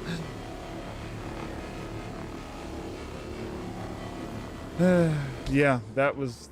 So yeah, thank you for telling me that, Joe, because that will save me a ton of time. Oh, no. I have a Naga Razor. Or Razor Naga. I'm saying that backwards. Yeah, I've got this guy with the infinite scroll. So I just hit it and it does all the rolling. I don't have to hurt my fingers doing it the long way. But yeah, I definitely, that would have been the worst. That's a good question. I think you can, but I don't know where to find it for the multi-tools. Because, so that, they changed the multi-tool in the new patch. They changed a lot of things with the tools in the new patch, but the right mouse is your, anytime you're dealing with the cargo grid, you want to right click, not left click. Like, if you want something to stick to the cargo grid, you need to be right clicking for the tractor beam. And if you just want to move things or you're in space, you're trying to pull yourself closer to something, then you left click. But almost everything is right click now in the new one for the tractor beams. But you don't get the nice little like zoomed in menu, the aim down sights on tractor beams. That's gone, and I want to see if there's a way I can hotkey it to the middle mouse button so that I can always like set the distance I want to pull and push from. Yeah, I highly recommend this. I was trying to find some kind of link I could just put in my description for people, just in case everybody's like, yeah, where do I get that? But they sell them all over the place. And it's a really good mouse. Like, I have been very happy. It's we're doing a sales pitch here. Hold on. Let me see. Let me hit that real quick. It's got all the like little buttons on the side. So you have these. You can set a secondary button so that they each get 2 presses. This is the Razer Naga, not the Naga Pro or anything of that. It's just it's specifically, let me see, the Razer Naga V2 Hyperspeed. I like this mouse a lot. It was worth it, especially once I realized, like, wait, so you're telling me if I didn't have this infinite scroll, I'd have to just keep rolling my finger to get things to... Nope, don't like that. Don't like that at all. So this is what I use. Like I said, my setup... Let me see, I'll take a day and just do a whole talk about the setup. It's this mouse, 12 buttons on this side, 2 here. You can set the wheel, like it's a push button here that changes it from infinite scroll to regular scroll. And the mouse has like, it can go from, what is it, the 32 DPS speed up to like 16,000. So you can make the mouse very zippy all over the place, which I don't do because it makes me very dizzy. That's why sometimes you'll see me moving my mouse and it'll be like I'm whipping around and I'll hit the button a couple times to try and slow it down because it makes me very dizzy. Yeah. Oh, the side buttons are how I control the ship.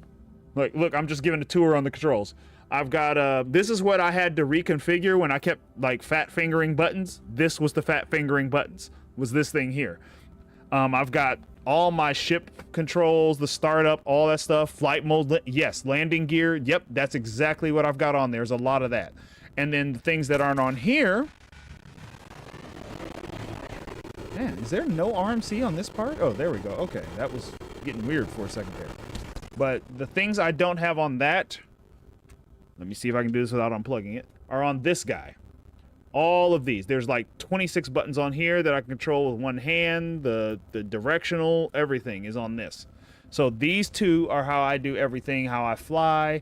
And once I figured out all my keybinds, I'm too close, that's why it's like that. What's behind me? Yikes. Is that right behind? Oh, okay. Oh, that threw me off a bit. Okay. Back the ship up. What is going on? I messed around and disconnected something. Okay, no. Oh, the speed is down. Okay, that's right. I was showing off all the scroll wheel stuff and didn't realize I had scroll wheeled myself right out of range. Oh, and I scroll wheeled my beams apart. Why are they going that way though? They should be going together. Uh-oh. Scrolled too far.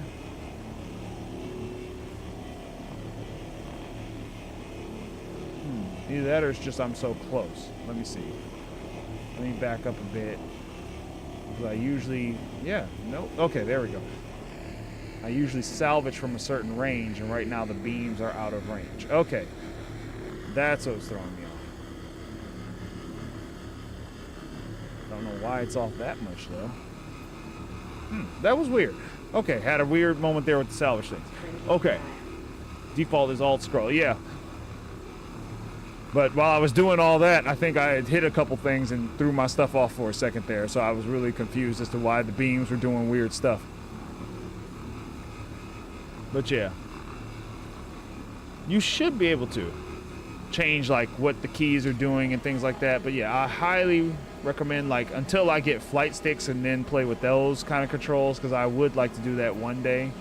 Flight stick seems like a great analog way to fly, and I can tell that flying with analog controls is so smooth because you have that like detailed control over how much thrust you're getting, versus this is all mouse and keyboard style, so it's just one press. It's not pressure sensitive, and I wish it was pressure sensitive, especially the mouse being a little more like, working with VJoy is okay, but I don't really like it. It's not as precise as I'd want, but you know, it is what it is. I mean, comparably, I probably could, if I had known, like, but I play so many games with this controller that if I tried to switch to just the other thing, it wouldn't work. Okay, don't crash. Oh, we were doing this side at the same time. That explains a lot. Either that or that's all damage.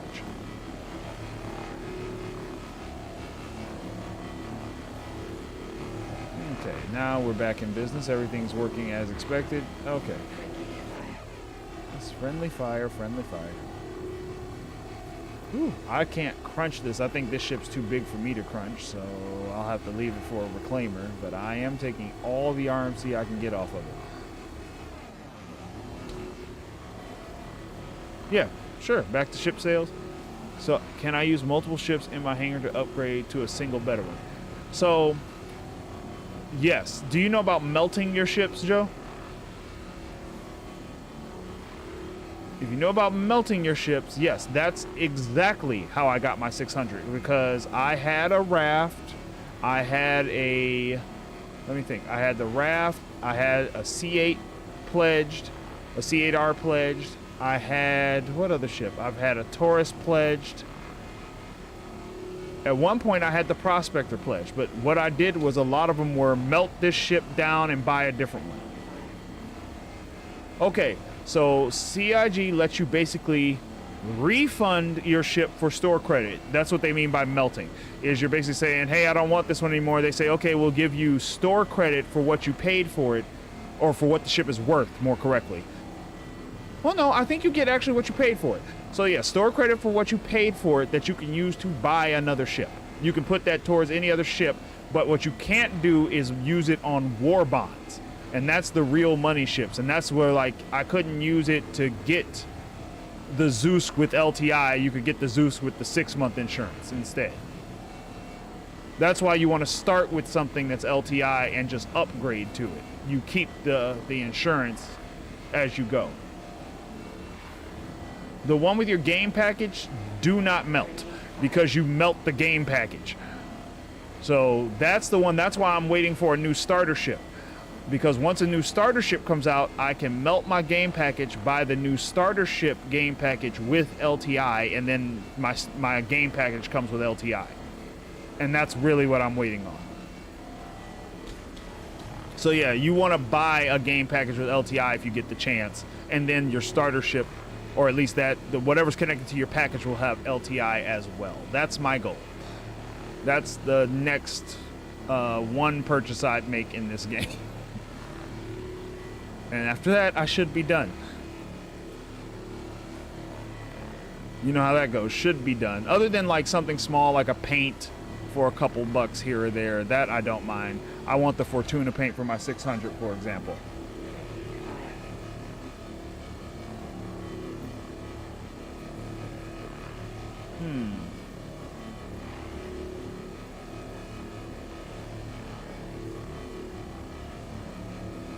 Let me see. Only time is with the LTI game package or spending over 1K. Wait, what is that about the spending over 1K, Blue? I know you get concierge, but do you get something else with that?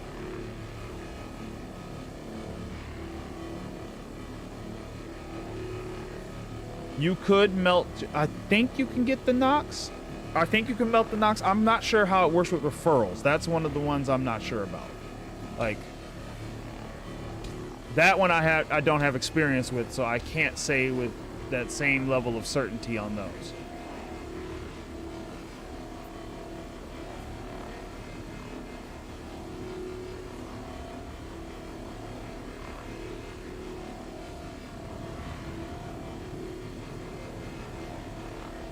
Okay. Man, there is not much ESCU coming off of there now. Okay, there we go. That's a little better. Trying to fill her up. Yes. Available to trade up usually means you can upgrade. Melting, I don't know what happens with a referral when you melt it. I don't know if it goes to you or back to the person who originally paid for it. I don't know how that works. You'd probably want to ask and do some research on that part for melting it. But like, if you melt it, you get the $40 value towards something else, or whatever they pay for it. Like if they got it on sale, you get that price, I believe.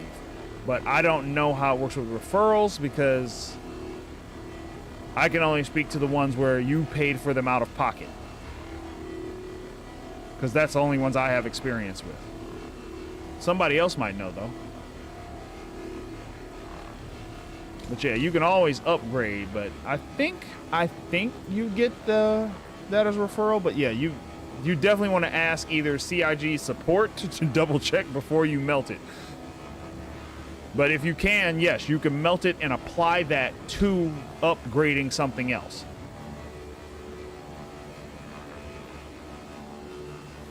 Oh, you mean that kind of referral? Yeah, I really don't know how those work. That's a good question. That is a really good question. Yeah, I do not know. Let me check my... Okay, yeah, I'm not going to run into anybody. No, Blue, but I am working on that, because after... I told my wife, I told the missus, I was like, somebody mentioned it, and that means I probably should get on that. Because that means they're looking for it. And so I'm going to have to work on that. I'm going to have to work on setting that up and the rooms and all that stuff. Or at least for now, just a basic one with general chat, and I can figure out the rest from there. So maybe I'll work on that later on today. in my spare time. I've still got to get around to like editing for a highlight reel. I want to pull a highlight reel from the streams, all the funny stuff that happens, all my weird deaths, falling through the walls, all that kind of stuff, falling through the cave floor, getting pirated. I want to put that all in like something people can just watch if they just want to see those parts. They don't want to have to watch all the, you know, they don't want to watch me salvage a ship. I want to give people that option. Oh, your Nox contains... Okay, so if the Nox, you wouldn't... If it has LTI, you do not even... I would just upgrade it then. You can use it...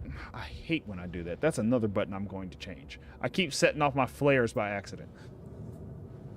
See, I spend a lot of time just changing keybinds because... Yeah, reasons. I think I've pretty much taken almost everything off of this ship that it can give. I'm afraid, I'm sorry, I can't melt you. One day when I do get a reclaimer, that's what I'll do for these bigger ships. Yeah, there's... Okay, there we go. I was like, is there any RMC on this side? Yeah, so if your Nox comes with LTI, you don't have to keep it if you don't like the Nox. You can upgrade that to a better ship. And it might be a good way to do, because what you can do now, Joe, so here's a little trick I learned. You've already bought the Atlas, right? You paid for it with real money. If you melt the Atlas, it goes into your buybacks, and you get that all the time. Like, you can always rebuy it with the LTI. Like, once you've bought it once, you can rebuy it again. But if you've never bought it, that's when you lose access to the LTI. So you could melt your Atlas now. It will go into your buybacks, which means you can always buy it again with LTI and then apply that to whatever you want to upgrade the Nox to. But yeah. Oh, you don't need your starter anymore? Ooh, don't tip me with a good time, because that would change a lot of things for me. And ooh, wait, nope, not gonna do it, not gonna do it. Nope.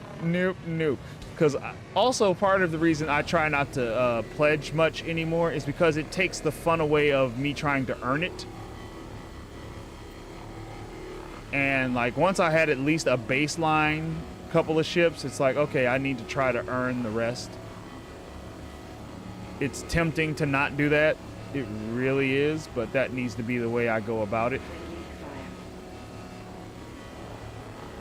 To keep myself from going down a spending rabbit hole. You can melt it at any time. What you need to know about when you melt upgrades is they go back to whatever the base ship was. So you lose all the upgrading stuff, and you have to start the upgrades over. So yes, you can melt it anytime, but the nice thing is, like, let's say you buy a bunch of LTI tokens. Like, you buy a bunch of things with LTI that's small, like you bought like 7 Atlases.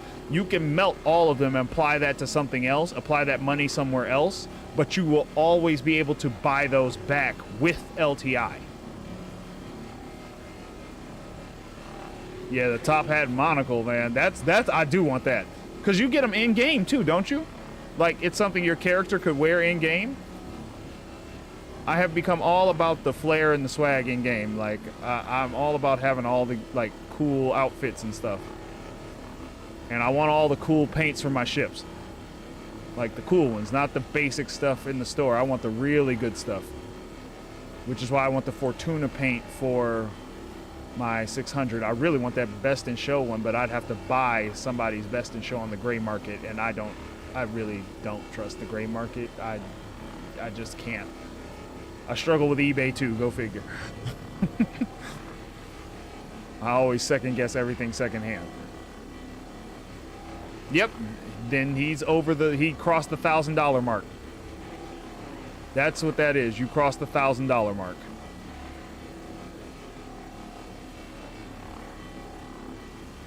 One day, many years from now.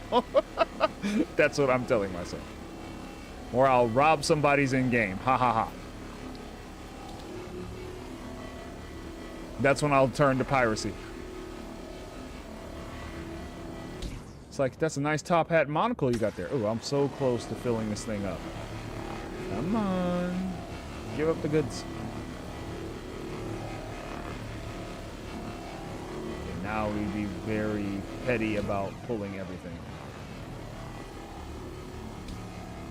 Pretty sure you got it with real money. That's the only way I know that you can get it, really. I don't even know if you can steal those in-game. Like, they're in-game, but they might be protected. That might be one of the things CIG is like, yeah, we don't let you do that. They pay good money for that. Because that, I think Concierge starts at the 1,000. Ah, you'll be wearing it for IE? Yeah, that's cool. Yeah, I'd need to pledge like some really big ships to get to Concierge right now. Namely, I'd probably have to do a Galaxy or an Ironclad. And that's why I'm telling myself no. I'm like, no, we're not going to do it. Plus, I don't have money for a Galaxy or Ironclad. That's the whole point. Making any AUs? Hey, Jim! Aha! See, I caught him this time. Almost. Yep, Jim, we're out here scraping the 890 because it had good money. Oh, filler station is full. Let me slow the ship down so I can go back here and unload. Yeah, exactly. I would love the Ironclad, but I looked up the price of the Ironclad. Actually, the ship that is my, like, the stupid ship for me, because I think everybody has, like, their dumb ship that's like, it's way too much for me to buy, but I really want it, was the Pioneer. That was my, like, don't be stupid ship. Yes, 07, Jim. Yeah, just get 10. Yeah, it's people who did. Like, when the Pulse came out, it was people with, like, 8 or 9... Oh, okay. That caught me off guard. I thought it said construction material. I was about to lose it.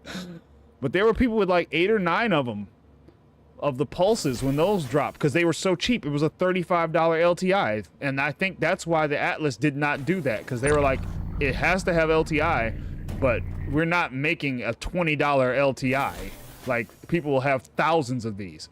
Somebody will just drop $200 and have 10 of them. And that'll be their starting point for upgrading all their ships. You remember the Privateer? Mm-hmm.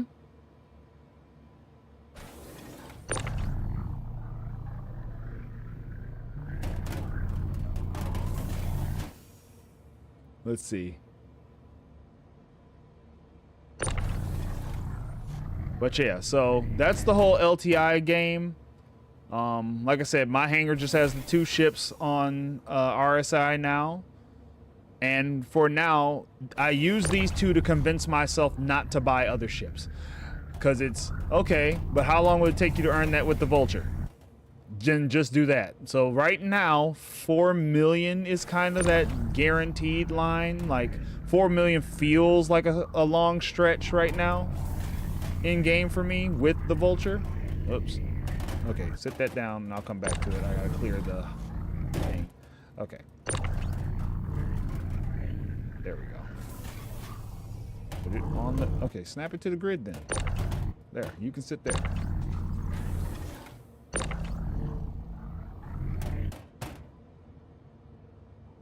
All right, but yeah, sorry, had to figure that out real quick. But yeah, anything around 4 million, like, it feels like it takes me a little while to earn 4 million with this. Although now that I'm finding this out, I'll be looking for big ships and that'll speed that up. So I'll probably up it to maybe 5 or 6 is my line. And eventually I'll get high enough that, because I think in game the Taurus is 8 million. And I'll probably get a Taurus in game. But I'm really trying to save it for one of the bigger cargo ships, specifically the Caterpillar right now. But if the Galaxy becomes available in game before I have enough to buy a Caterpillar, that's the next move. But I'm trying to convince myself to not spend real money on ships anymore. Because, yeah, ships cost money, and I don't want to have to spend mine. Why no C2? I'll be honest, Jim, I do not like the C2 aesthetically. Like, I don't like, I love the lower floor. I hate the upstairs. I've started to really dislike a lot of the Crusader interiors. The C2 is 4 point, no, I think that was before, Jim. I think that was before 3.23. When 3.23 dropped, all the ship prices went up a lot.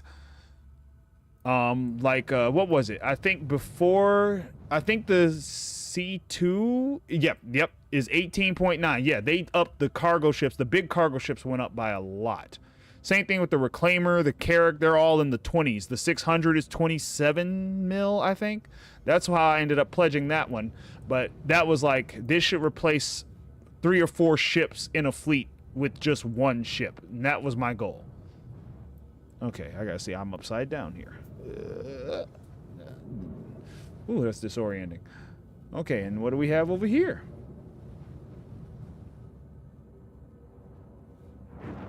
We have the platform I'm gonna crash into if I'm not paying more attention. Yeah, I need to find another big one like that. At one point, there was a constellation out here somewhere. Let me see. Let me take a look around at what ships are out here. Maybe I'll find another big one to salvage. Cat is 12.4. Okay, so yeah. And that's kind of my long-term goal right now is a Caterpillar. Because once I have that I think, I'd say the Caterpillar the Caterpillar and C2 are the 2 biggest ships you could do solo to some degree. And by solo, I don't mean like go out, get in fights and everything. I mean just to carry cargo by yourself. I think that's about as big as you can go. The only other one I'm considering in that vein is the Ironclad. Because that's just a cool ship. It comes with the loaner. And that's why I keep telling myself, nope. Don't do it. Let's see, what are you?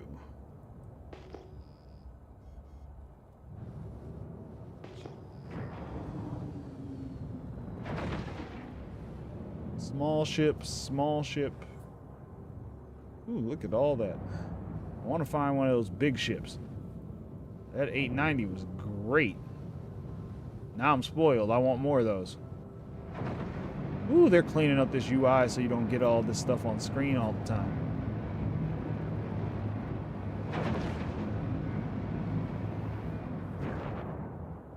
Yeah, I think, is it any Ironclad or is it just the one Ironclad, the Assault?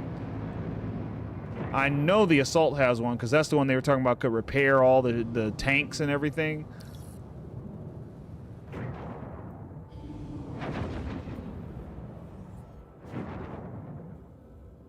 Yep, it's removing Atlas vehicles. Yeah. And that's it because Blue, like you said, let me see, hold on.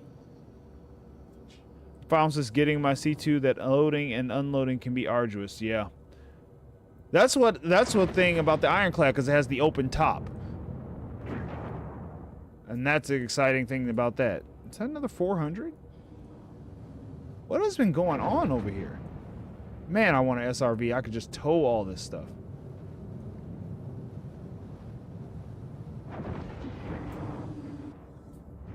What is this? Oh, another Vulture. Looks like they were doing the same thing. Did something happen? That's so weird. I wonder what made them stop. Maybe there was a crash and all these people's ships got left behind. That might be what happened. Is the game crashed.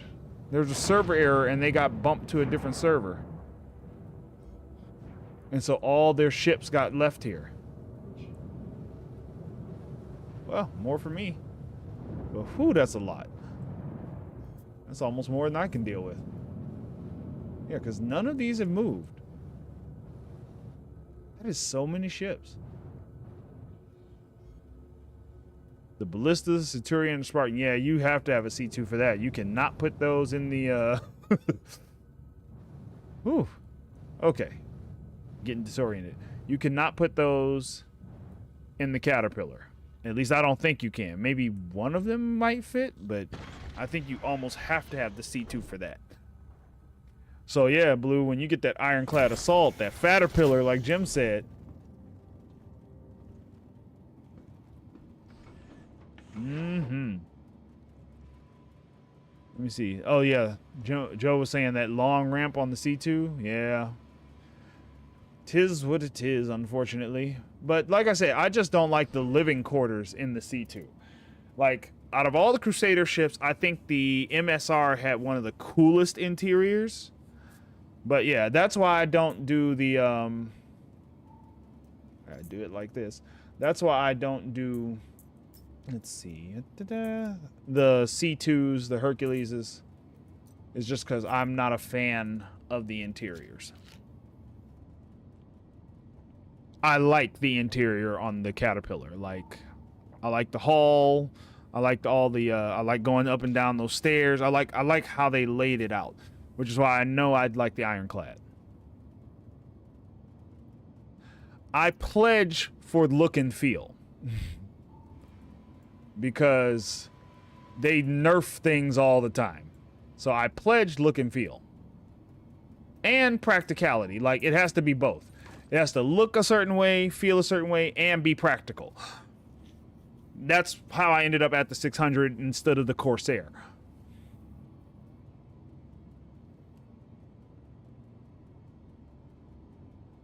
Let's see. A missed opportunity. Blue said the Caterpillar pilot should be... excuse me. Detachable and named a moth. That it would be actually really cool. I like when they do little things like that. Like that's cool when games think of little things like that. Like just little plays on the words. Let's see. I think we might have time to do a little bit more. That, yes, Jim. I agree. That's the one thing I really don't like about the Cat is the 32 boxes. Like, you can fit them on there, but they don't snap. And I think that was a huge swing and miss. It's missing a few things, actually, on the Caterpillar right now that may come. Like, some of the stuff doesn't fit the way it should on the Caterpillar. Let's see. I think that's it for the big ships. I think the 890 was the biggest thing out here. I hope somebody brings another one soon. You're too far out. You're close but small. So let's go see what else was on the pad. I mean, look at all these ships. There's so many. Okay, I gotta stop the V-Joy. It's making me dizzy. It should have one tractor beam per section in the Cat. You know what I thought it would have, Jim? I thought, yes, and the C2 definitely should have a tractor beam internally. But I thought what made sense for the Caterpillar was to put the tractor beam on rails. Like on each side, where they just slide down from compartment to compartment. It could just slide along and you could tractor in any compartment. Because where they are now makes no sense. Like, they're as far out to the sides as they can get, but you can't really see where you're putting anything. You still have to have somebody inside doing it. And if someone's inside doing it, I don't need to use the one on the ship. But that's also why they're nerfing most of the tractor beams. Then you have to use all the other stuff.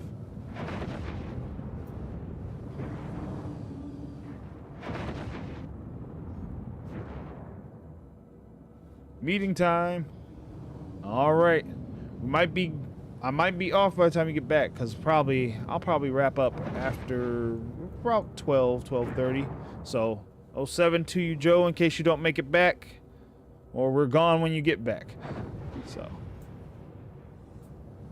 Yeah, but the C2 seems like a no-brainer for a tractor beam. It really should have had one. Okay, what do we got over here? Another 400. Looks like it's already been scrapped. So somebody had the same idea, but something must have happened. Like, something must have got them offline. What was this other ship to my right? Ooh, look at that. Man, someone munched that one up good. Oh, they fixed the cargo bay doors on this for if you need to get in. They said they made its cargo thing not invulnerable anymore. It was an 890 before I scraped it. Over there, yeah. That gave me a whole lot of RMC. I'm almost spoiled now. I don't even want to scrape anything small anymore. I'm like, these small fried potato ships. Nobody likes them. I really only need one more good run. I could just take what I have now, though. I might do that, because I'm starting to get this weird tunnel vision feeling after staring at all of Seraphim Station for a while. It's almost like I'm dizzy. Also from all the twists and turnings. Because you don't have that as good a... you know, I could probably use the planet as a good reference point. Man, I love this view. I love catching this. I had the EVA out here. Someone blew up my Taurus. Like, at the minute I got it, my first jump was to here, and then someone shot me to pieces. And so I had to EVA from out here somewhere over to the station. But it was during this sunrise, and it is absolutely gorgeous. This is one of the best sunrises in the game. I'd say this one and the one at Microtech are really nice. Like, that's just, let me see. Let's see here. Hey,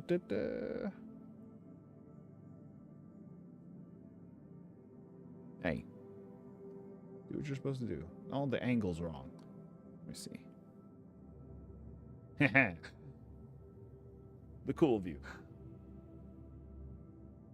We'll save that one for later. But yeah, I think I'll go ahead. I'm gonna try what Joe was saying about doing the 8 SCU crates and putting all my stuff in there. I don't have a ton, so let me see how much I'll need, and then I'll go turn this all in for cash. The big thing, you know what one of the most frustrating things about the game is, though? Okay. So you got the journal. The journal has, where is it? Where are you? Commodity price alerts. Construction materials understock. Look at what they're supposed to be paying for construction materials. I have not found these prices ever. Not once. I wish. But okay. If I separate the construction materials from the RMC, let's see here. Let me get my hanger. Oh, okay.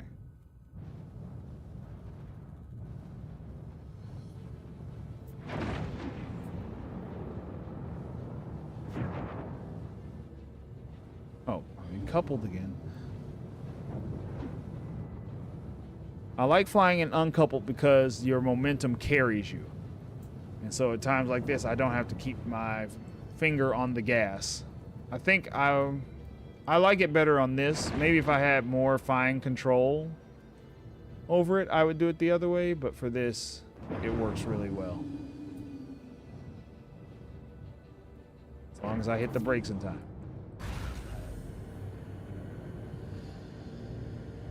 Landing gear down.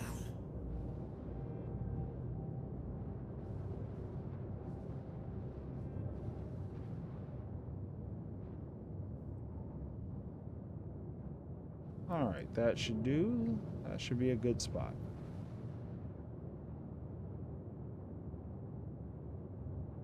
And bada boom, bada bing. All right, we made it. Whew. Let's unload everything. All right, I'm gonna unload all this, and then I'll try. I gotta see how much of everything I have. I have to see how much RMC I have. I need to see how much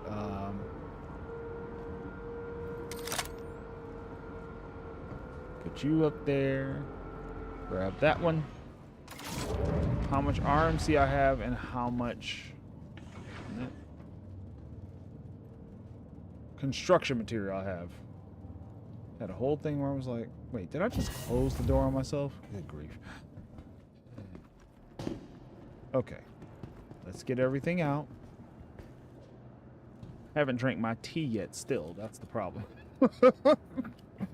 Like, my brain is like, where's our caffeine? You can't do this to us. We're going on strike. You're on your own. Good luck. It's like, but you don't function without that. And it's like, exactly. We tried to tell you. All right. So, yeah, I think I'm going to turn everything in. So let's start unloading this. And then, like he said, so I don't have to load up each individual box after this, we're going to put them in the other one. Whoop. Okay, let me see. There we go. All right. Guys, give me one quick second and see what this is. I'll be right back.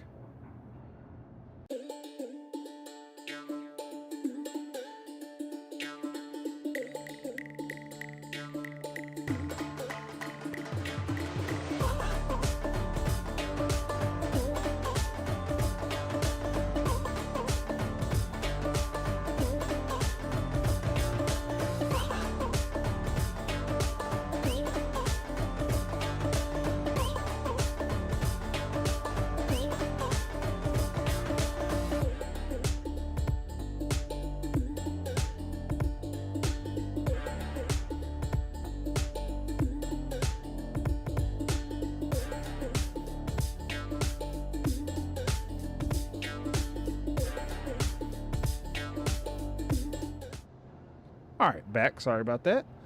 Just had to see. Thought it might be an emergency and I had to check. Okay. Fortunately, it was not. It's just, you know, people who have a question they need an answer for and it needs to be right now. And that's fine. But all right. So, let me get this stuff off of here. I'm just going to take this little bit. Then I'll load it all up. We'll put it on the raft. I'm going to put it in big boxes like was suggested so you don't have to do the small unload. Because, man, moving all these boxes multiple times was a pain last time. I don't want to have to do it again. Much as I like hauling cargo, whew, once you get into certain amounts, man, it's like, no, please don't make me haul that. Please, I beg you. Don't make me do that. I'd do anything for the money, but I won't do that.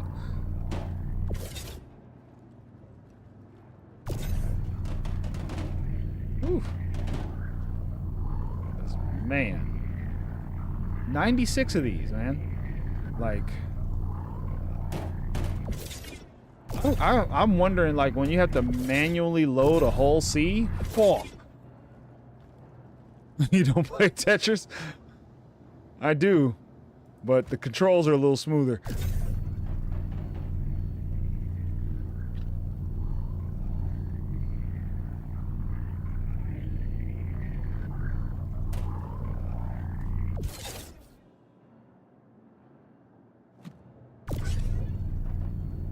All right, we're almost there with this. The one thing I do wish this like scroll wheel thing let me do is speed up how fast it pulled the boxes. That's the one thing I'm looking for, and that's why I said I think the Atlas does best at unloading more than it does for loading ships. When it comes to unloading, that thing is unmatched. It can yank boxes off quick. We used to manually load C2s when doing pirating. Yeah, I commend pirates for doing that back in the day. It's like, yep, okay, guys, we did all the work. Now we have to haul all the cargo. Matter of fact, I don't know if you guys ever check any of the other folks out, but like Salty Mike talked about how at one point he got hired by pirates. They would do all the shooting, and then he would come by. They hired him to come by and do all the hauling. That way they didn't have to do it. They could just focus on taking down targets. And I was like, that's a smart arrangement. It's like if someone likes moving all the little boxes, you're like, yep, you get this job, we'll split the money with you. Where did that box just go? Like, apparently there's access to the back rooms there. Okay, I think that should be it. Go ahead and retrieve. No, actually, no. I just need to park this for now because I'm going to have to go down to cargo. I need to see how many boxes of what I have. Whoops. Because I don't know where to sell construction material yet. That one I still have to figure out. Because I have not found a good place to do that yet.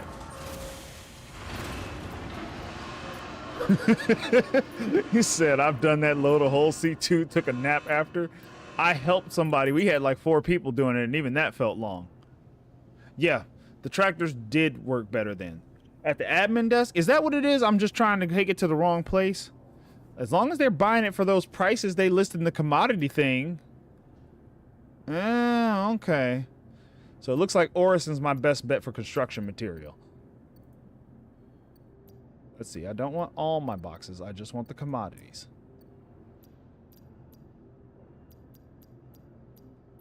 This needs sorting capability.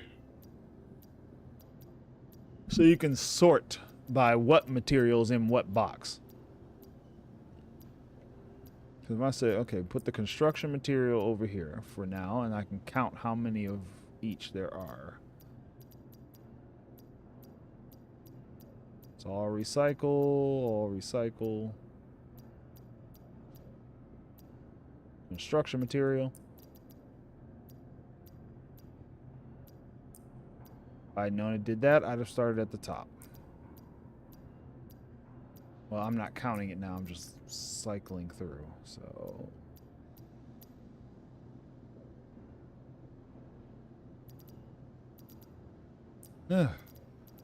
Ooh, this is the long part of the game. Is when you have to start doing your inventory management. This is the real Tetris to me. RMC at TDD is TDD and construction materials admin desk. Okay, so maybe then I can get the real prices for construction material that it's supposed to be according to their little chart. Because I'd love to sell it for what it's actually worth.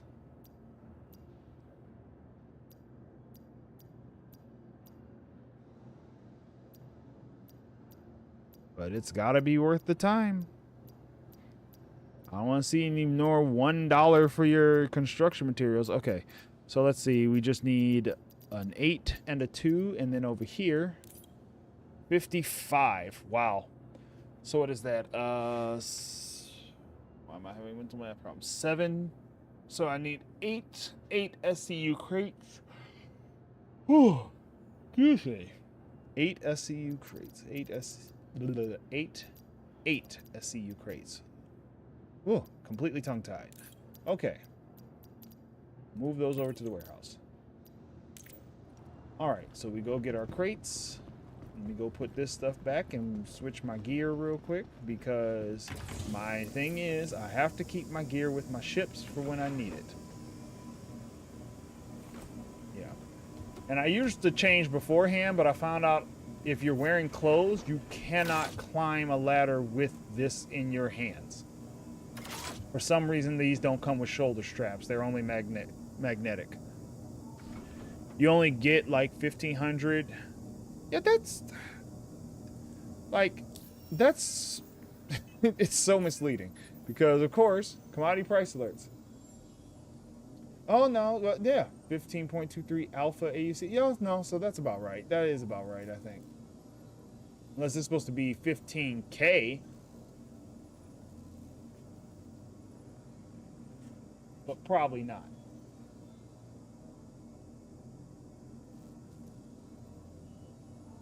I don't even know how to read this now. Now I'm realizing it doesn't say 1,000 specifically, does it? That's a little 15. Like 15,000, Jim? Because that's what it feels like it should be. Yeah, I think it should be, because I'm like, that's what the commodity thing says. So if I go to one of these places, that's what I should be getting for it. Like, everywhere else might be different, but if I go to these specific places they told me to take it to, that's what I should get. Whatever.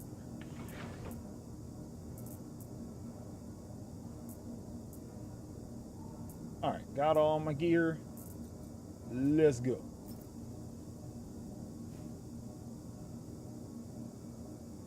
Exactly.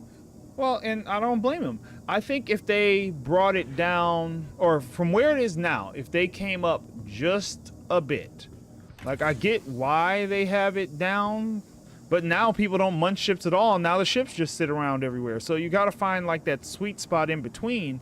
I think maybe 8 or 9 would be worth it for people to do, but they'd still want the RMC because it's higher. It's worth more.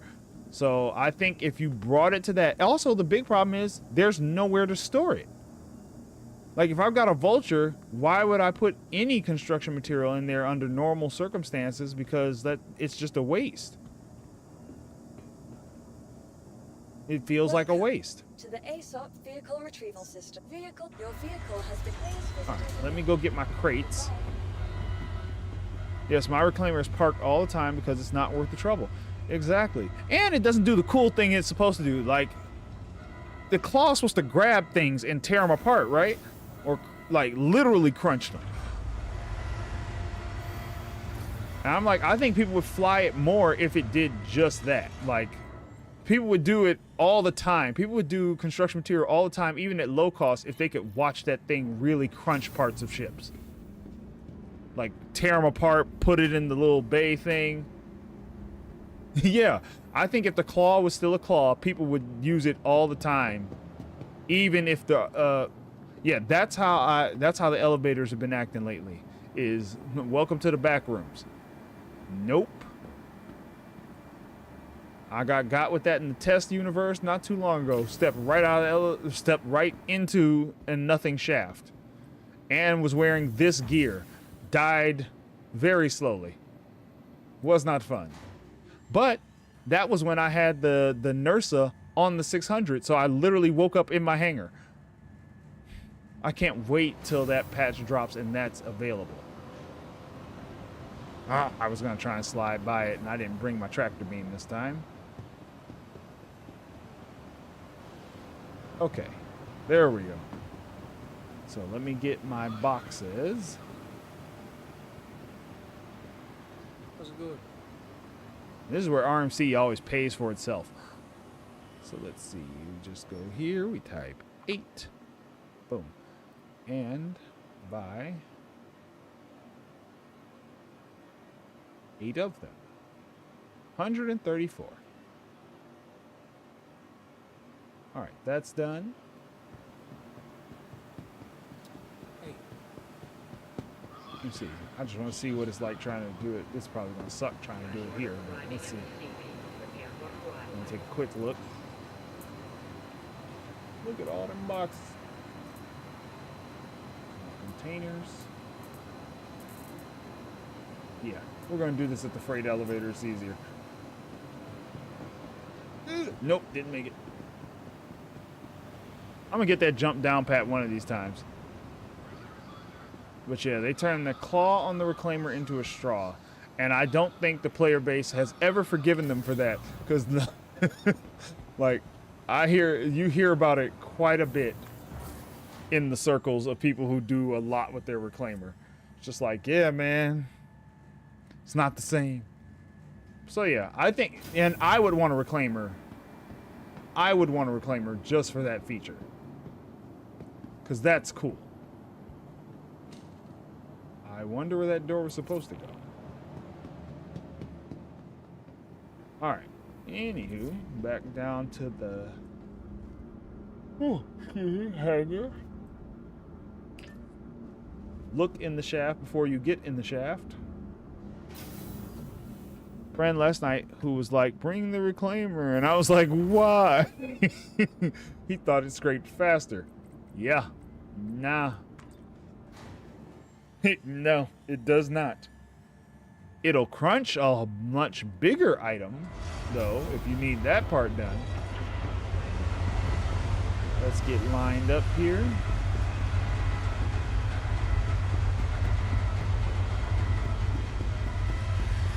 Frickin' man ship. Oh, this is still my favorite interior in the game.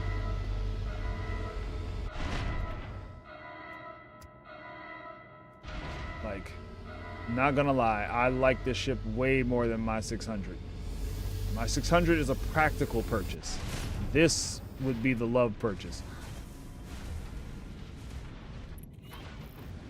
Because it's just gorgeous. I would literally model someplace to be like this and live in it. The Reclaimer is good for one thing. See that? It's a good like group activity ship, but man, I don't know how you all do it solo. Cause boy, 2 more lasers. You know, it should have 4. It should be able to do 4 for its size. Whoa. Adjust. Ah, that's why I turn V-joys off. Because every time I have them on, I end up doing something like that. And they make me dizzy. Okay. Let's bring her back down. Okay. Oh, we crashed. That did not go as planned. Let's try this again. Oh, the VTOL's out. This ship, you have to have the VTOLs on for this boy to take off.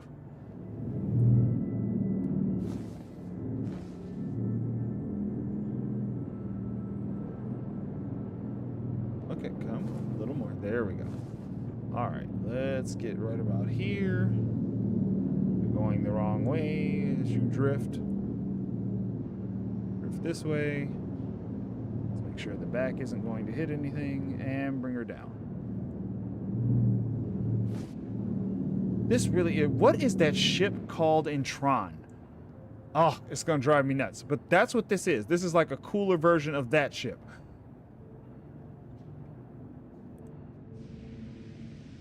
Recognizers?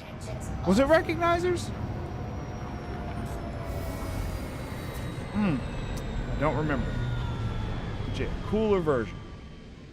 Okay, first, well, let me grab it now so I don't have to grab it later.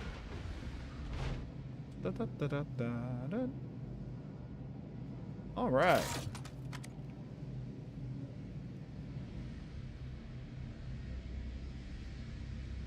You said they should have little to no firepower.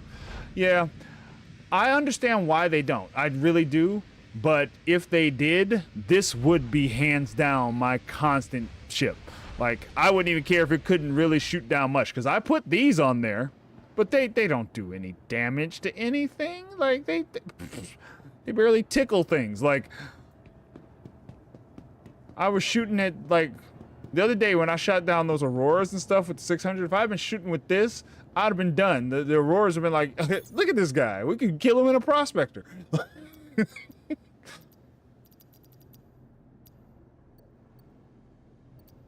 So, yeah. When it comes to that,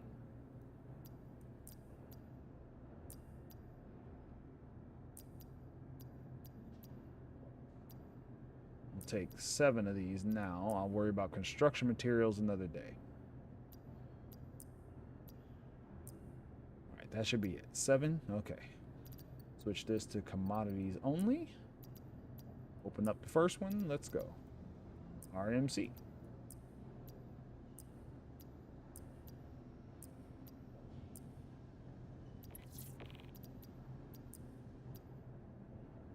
That's 1.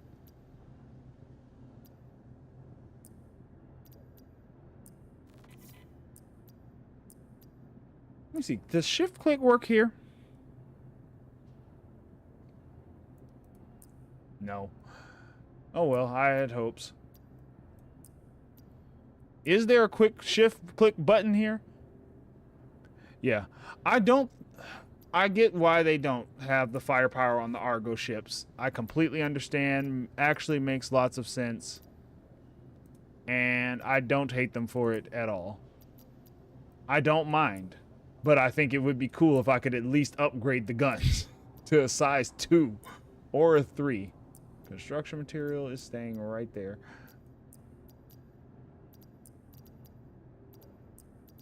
Wish there was a way to sort this stuff. Like, where's the other, like, filter button where you can be extra selective? That's the one. Alright, but anyway, all the construction materials get left behind.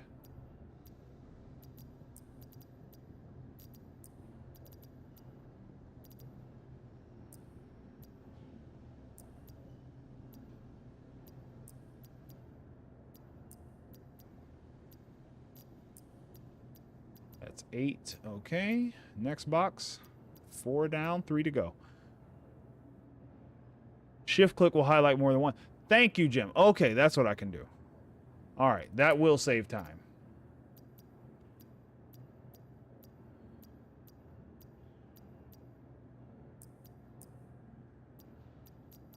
Because I can just move 8 just by clicking on them. 6, 7, 8. Okay, thanks, Jim. Thank you very much. That helps a lot.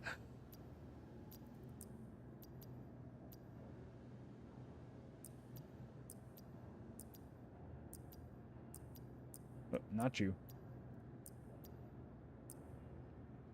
One more? Yep, one more. All right. You can tell that the system can't do math.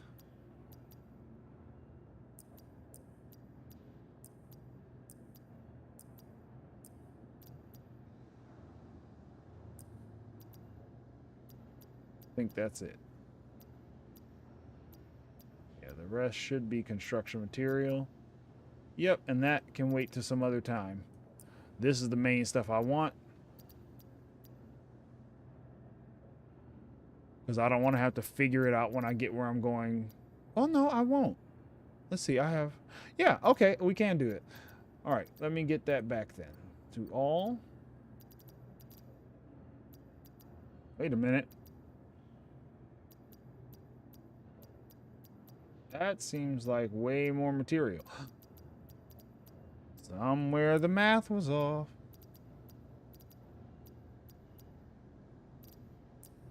Okay, might need that box for something else now. There's definitely more RMC in here than what it told me. Yeah.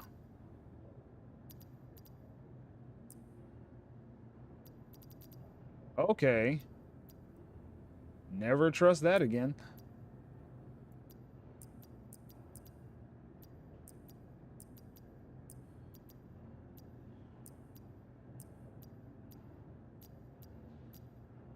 Okay, how much more is in here?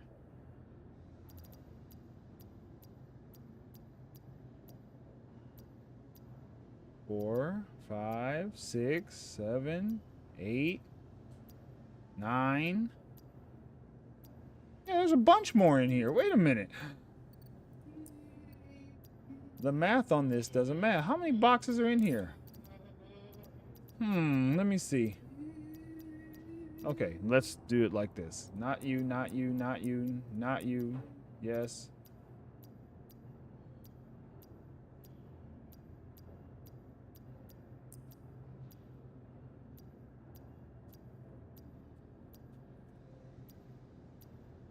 Okay, there's still 23 boxes.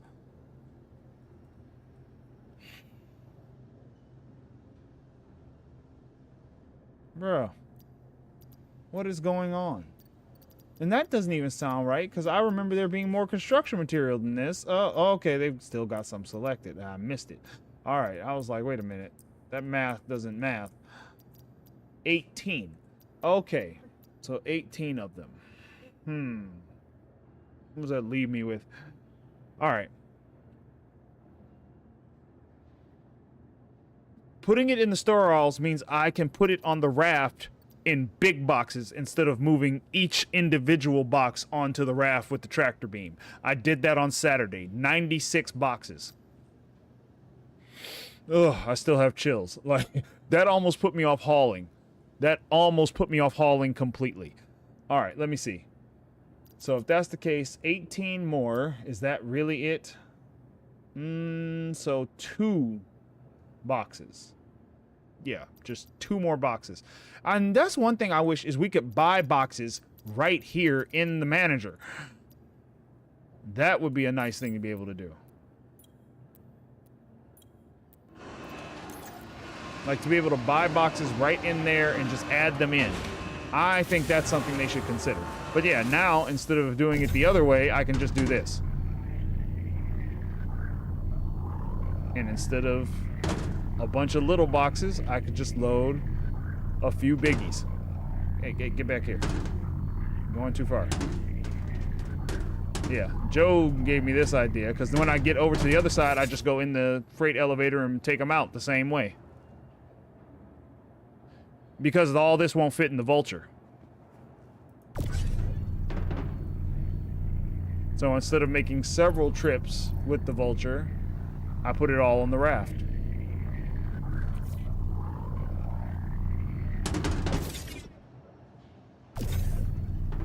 Because I don't do all of mine like I don't do it with each trip. I usually store it all up nearby without flying back and forth every time.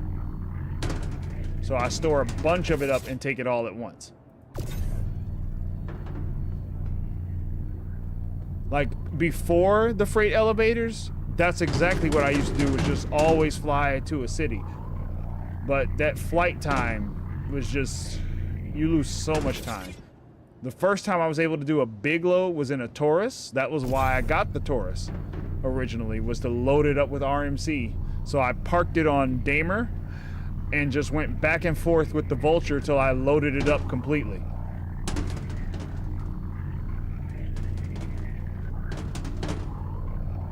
Yep. See? And that's what, okay, seriously. Like, why are we acting weird with this one box? Go up. No, up. Okay. Wait a minute. Like, what is the deal? Here, just sit there since you're struggling. But yeah. Yeah, and like, that's what I wanted to do back in the day. I didn't trust anybody at all.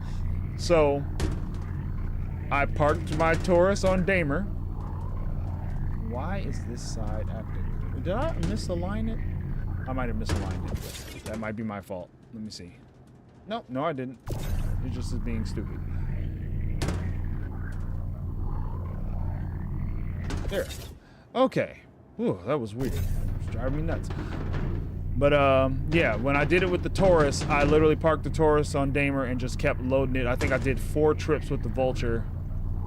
But that took me hours. It took hours to get all that together. And I was like, I'm not doing that anymore. Yeah, I was at Yella. I do most of my panels at Yella. And there's no way I'm parking anything out around Yella that's big. Okay. No, don't do that. Wrong button. Because you can't carry it on your back with this. Let me just stick it in the inventory for now. I just want to get a couple more crates to get the rest of the RMC out. Because I might be that much closer to getting this other ship. But yeah. Yep. Crew L1. And that's what Joe was telling me. He was like, you should go out to Crew L1. You can do a whole bunch of panels out there without anybody bothering you. So I might have to check that out. Because I've been doing Yella the whole time I've been doing panels. Because there's just so many panels at Yella. Like, I literally can throw a stone and I find panels. It's a bunch of stones. There's all the stones in the world out there. But yeah. Yella has a ton of them. You need to make sure voice chat isn't like picking up to everybody in the station. Okay, let me get 2 more boxes. Well, 3 more technically if I do the construction material. But I've got to find... I think that would have to be sold at Orison. And I think... I don't know if I'm going to Orison with all this. That stupid thing. And I just realized, too, it wouldn't matter if I had the tractor beam or not. I can't use the tractor beam in here to move it. Oh, well. Either way, let me buy these last few boxes for my RMC. And then I can keep the boxes because I can use them for selling other things, too. I'll take 3 just in case. I'm not going to do the construction material now because I'm going to hunt down where I can get the best price for construction material. I'll have to use a third-party app because I can't trust their commodity numbers. Ah, trap, missed it. Oh, oh.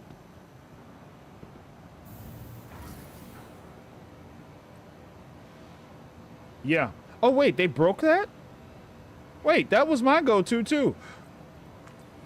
That's how I did my little mission with the Taurus, was I put a delivery box in the Taurus and parked it in the middle of Damer. And that's how I was able to find my way back. I knew it was in between these two, and I could use the delivery box to pinpoint. It was awesome. There's only a couple locations I could pinpoint without that. There's one on New Babbage, which is a land claim I would make. It's right in this little spot of mountains that I like. Uh-oh. This would not be a good time. Okay. For the elevators to start acting up. What is that? Use the one in the back. Usually works. Yep. Medium hanger. But yeah, how'd they break the delivery boxes? I thought you could still do that. That was still my go-to.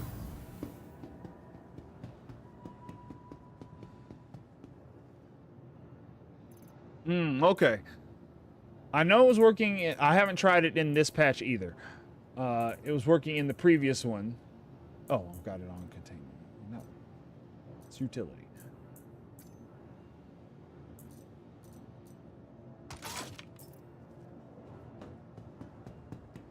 Let me get these pulled up. And then we should be good to go. But yeah, this is way faster than what I did before. I only have to move them once now when I unload the Vulture. And after that, it's all big boxes. And yeah, that's why I'm at Seraphim most of the time, is because it's so close to Yella, and this is where I store all my stuff.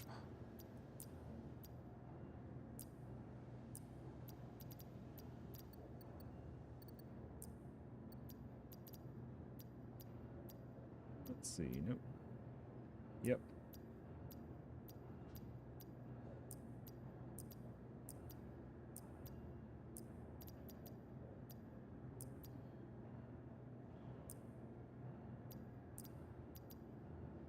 All right, there's that one, and you. Should be the same thing, and then I think it's just 2 left, which I can just sit them. Whoop, not you. I can just sit them up there with the other ones without a problem. Yeah, it's just you and you.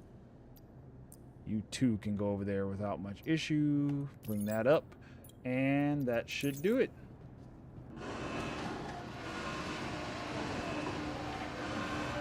Once this is delivered, that's the wrap.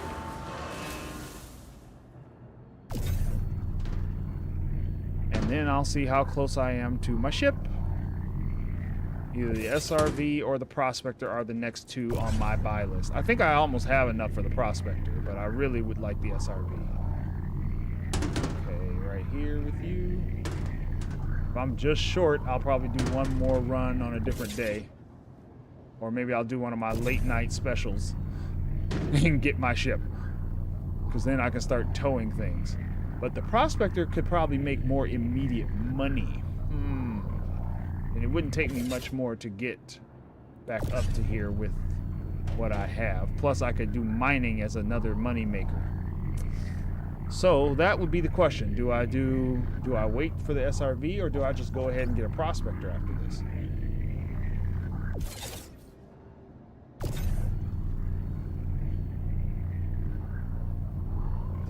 Decisions. All right, let's see. Right there. It looks so funny with those 2 floating boxes, but man, do I love this ship. Don't drop the... Ooh. It's automatic habit to, like, holster the weapon, or in this case, tractor beam. But I have to remember when I'm wearing these clothes, I cannot holster it.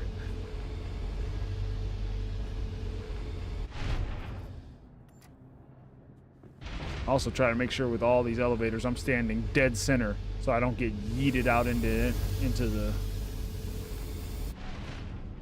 Yeah, that's true. But my reason... So that might be a good reason to get the prospectors, because the main reason I want the SRV for doesn't exist yet. Engineering's not fully implemented. And that's really what I want the SRV for, is when engineering is in. And then I can do the same way Blue was saying he likes to do the medical missions. That would be me doing, like, repair missions.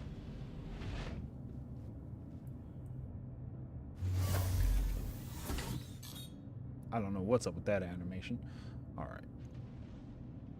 I'm going to miss having this much fuel in my raft. Engines on. That's something that got nerfed in the new patch. They're saying it might be temporary, but, you know, I think they're really going to start cutting the fuel numbers down for a lot of the ships. Unless you fly the Lightning F8A, which has 100 SCUs of quantum fuel. Like, how? How does that ship have more quantum fuel than any other ship in the game? It's got more than the Carrack. It's got more than the Reclaimer. We could pull ships out of Atmo, then the SRV would be great. Yeah, that is something. Like, I wonder if they're going to make a bigger towing ship. Because it seems like there should be. The same way like there's tow trucks for semi-trucks. There should be, like, heavy-duty towing ships. Landing gear up. For towing. Like, it should just be all VTOLs, and it should be like, yeah, we got to get this thing out of Atmo and into space. And it should just be a huge tower. Okay, let's see. Where are we heading? I think last I checked, I could get the best money here.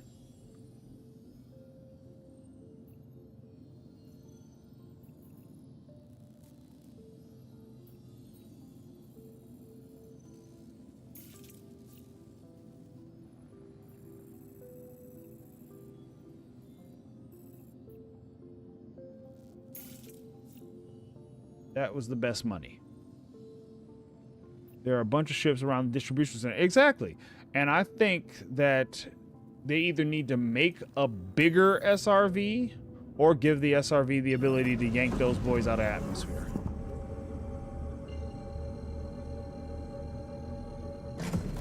Oh, I'm gonna miss having this much quantum fuel. Quantum travel. 26,000 liters of quantum fuel, now down to 2.1 SCU. They nerfed it. Look what they did to my boy.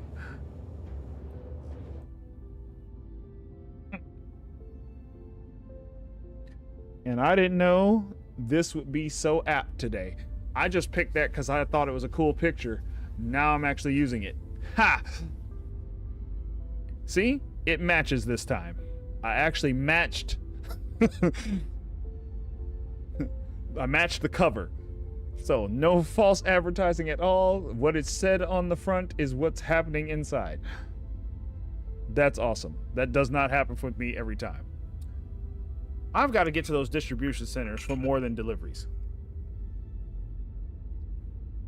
Oh yeah, they owe those Starfarer owners, because once again, you sold a ship and it can't do what it's supposed to do. So yeah, I feel those Starfarer people. I'm like, hey, you guys kind of told me I'd be able to fuel people, but that's what Pyro's supposed to be for. But no, like, man, I don't know, Jim. Have you seen those new fuel numbers? I made a spreadsheet of it. I was so like, I was losing it. I was mad. Because they really did nerf so many ships' fuel, especially the Explorer ships. I don't understand how you have an Explorer ship that can't explore if it doesn't have the fuel to explore. It seems weird. So I was on a bit of a rage on that the other day, and I'm trying to calm down. I was getting worked up, and I had to just step back and like, you know what? Never mind. Whatever it is, that's just how I'm gonna play it. I can stop at little places and fuel up. It still has more than most of the ships in the game. Most ships are at like 1.2. The Freelancers got nerfed. All of them got nerfed. The 100A series, though, if you have one of those, you have a great amount of fuel. Those are at 3 SCUs in the small ships, and I don't understand.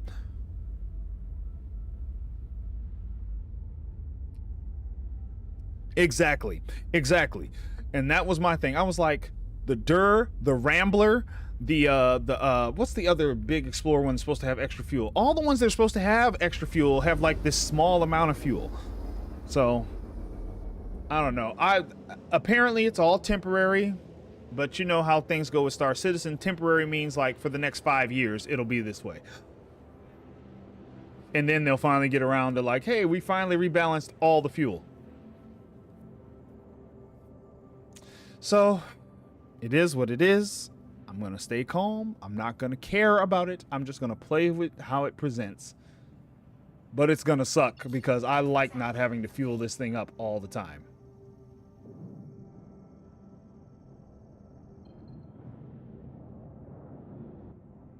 That's one of the reasons I originally liked the Raft, was you didn't have to spend a lot of time fueling up.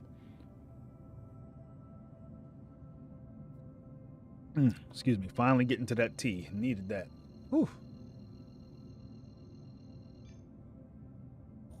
All right. What's funny is this was where I was before I started the stream, because this is where I left off from the last time I made a delivery. And I was getting excited because I finally got back into the millions. From being in the 200,000 from my last purchases of ships. So it's nice to be back up in the money. All right. Let's get this delivered.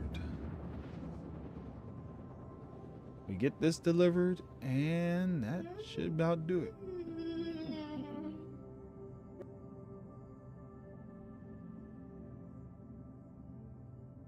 Quantum travel complete.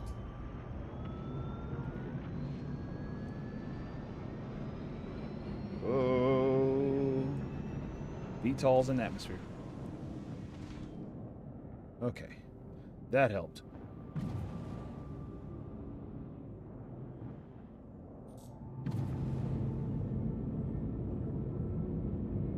All right. What I'm really not looking forward to is when control surfaces come in for the Raft. Oof, that's gonna hurt. Because it's already like a heavy ship. It's really gonna end up being like a mainly just drop in from Atmo ship at that point. Drop in, and I'm really literally mean drop, or make short like space ferries for really important material. But that's why I thought it had so much fuel, was it's like, this is your reinforced, almost armored, quick transport for valuables. But, I don't know.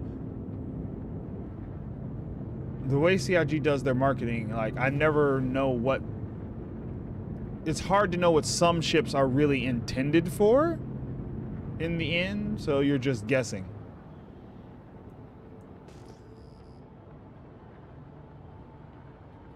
Why does that look weird? Oh, okay, it's to my left. I almost didn't see that big building. I was like, where is it? I think that's the business district building anyway, which is where I'll be heading.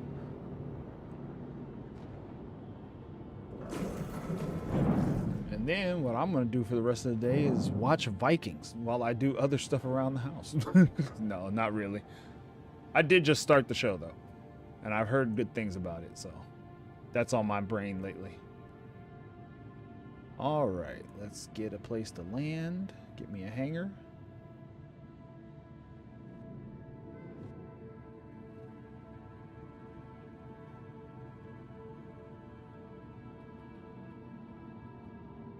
Ooh.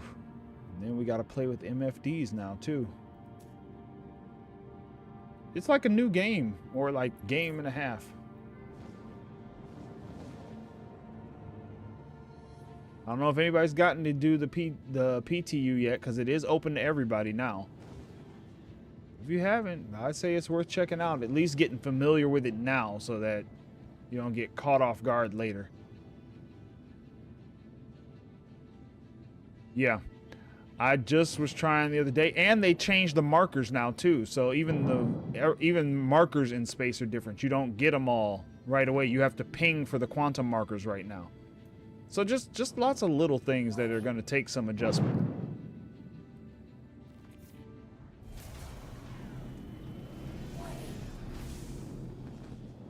Landing gear down.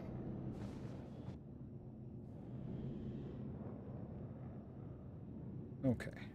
Whew, that was a close one. Wasn't sure I was going to pull that one off. Where is the... Stop moving towards the wall. Okay, land first, and I'll sort it out after that. 'Cause, they'll be trying to close the hangars, say I didn't make it. Okay.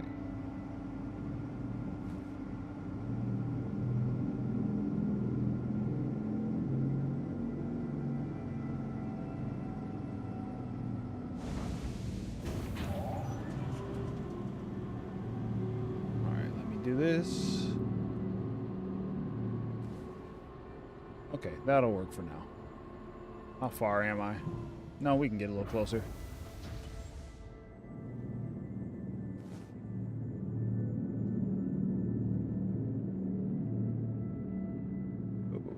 Not that close. Okay. Whew. Relax. Zen time. Shut it all off. Systems off. Let's go move all the boxes. I'm going to use the max lift because, as we know, they nerfed the little one. But boy, when I can buy, like, those are going to be two purchases immediately when I'll just call it the 0.2 patch. When the 0.2 patch drops. NURSA, Atlas, immediately. And then hopefully we can convince them to let us pull the Atlas up in the cargo elevator. Because that would be what I'd do right now. Did I? Oh, I thought I mixed the sides up. Oh. Talk about being ready to kick yourself. Like, no. Okay. Here's the funny thing. Let's see. Oh, no. Here we go. Here's this problem. I hate when this happens.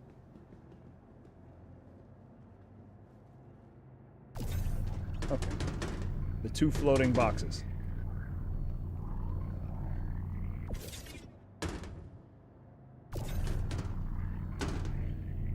Yeah, it really nerfed it for these big boxes. This is what makes it funny when you fly the raft. These two floating boxes just in the middle of nowhere. Come on. Hate when they do that. Suddenly you have to play with each of these to see if you can get them loose.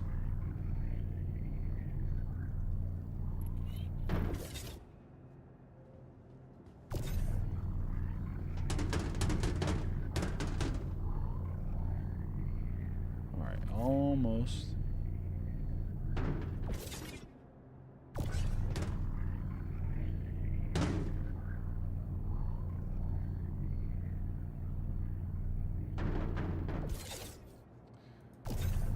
One box at a time. We get them all down, but it beats moving 96 of them.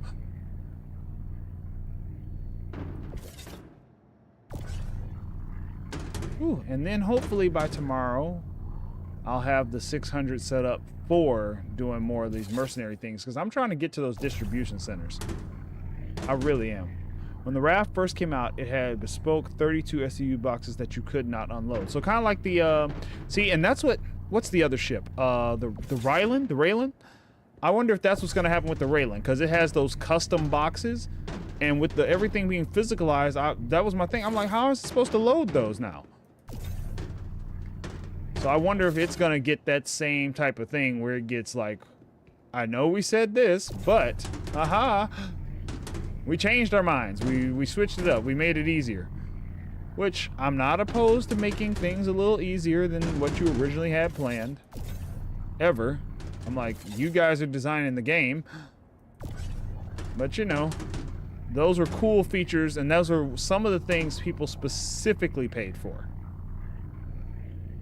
And with this, I remember seeing images of these claws dropping down.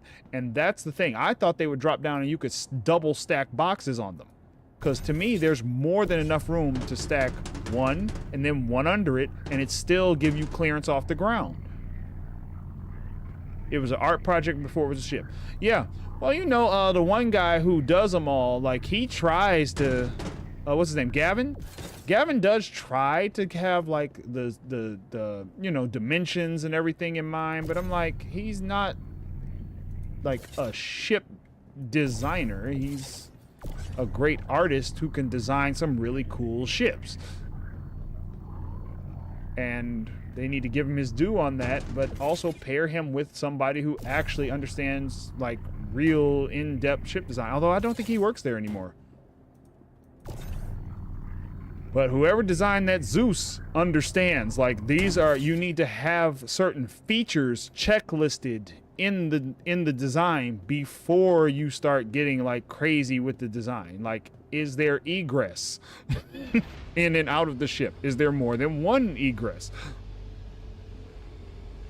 Like the Mustang box where you could load it with your cargo, and yes, you were supposed to be able to lower it. Yeah, and you know what?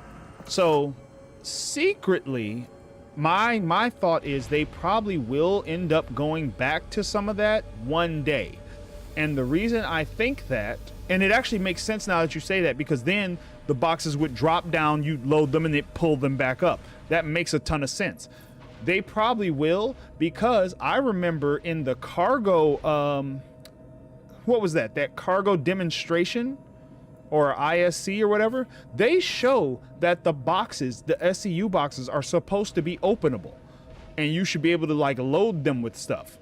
So you should be able to open them up, go, yep, this is what I want. I want to put, you know, STV in the box, and you could drive it into the box. And then once it's loaded, you're all set.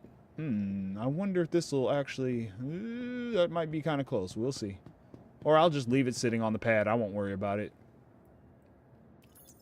Actually, no, I won't, because something will happen. Okay, move all of that to the warehouse. And once it's in the warehouse, I didn't even have to do it that way. Well, yes, I do, because I have to take it down first. I was thinking I could have did it a different way, but no, I can't. So let me get all the standard containers. Select all. 10. Why are there 10? No. Yeah, that's right, because I had to go buy 2 more. That's right. That's right. I almost forgot myself. Okay. Now, bro,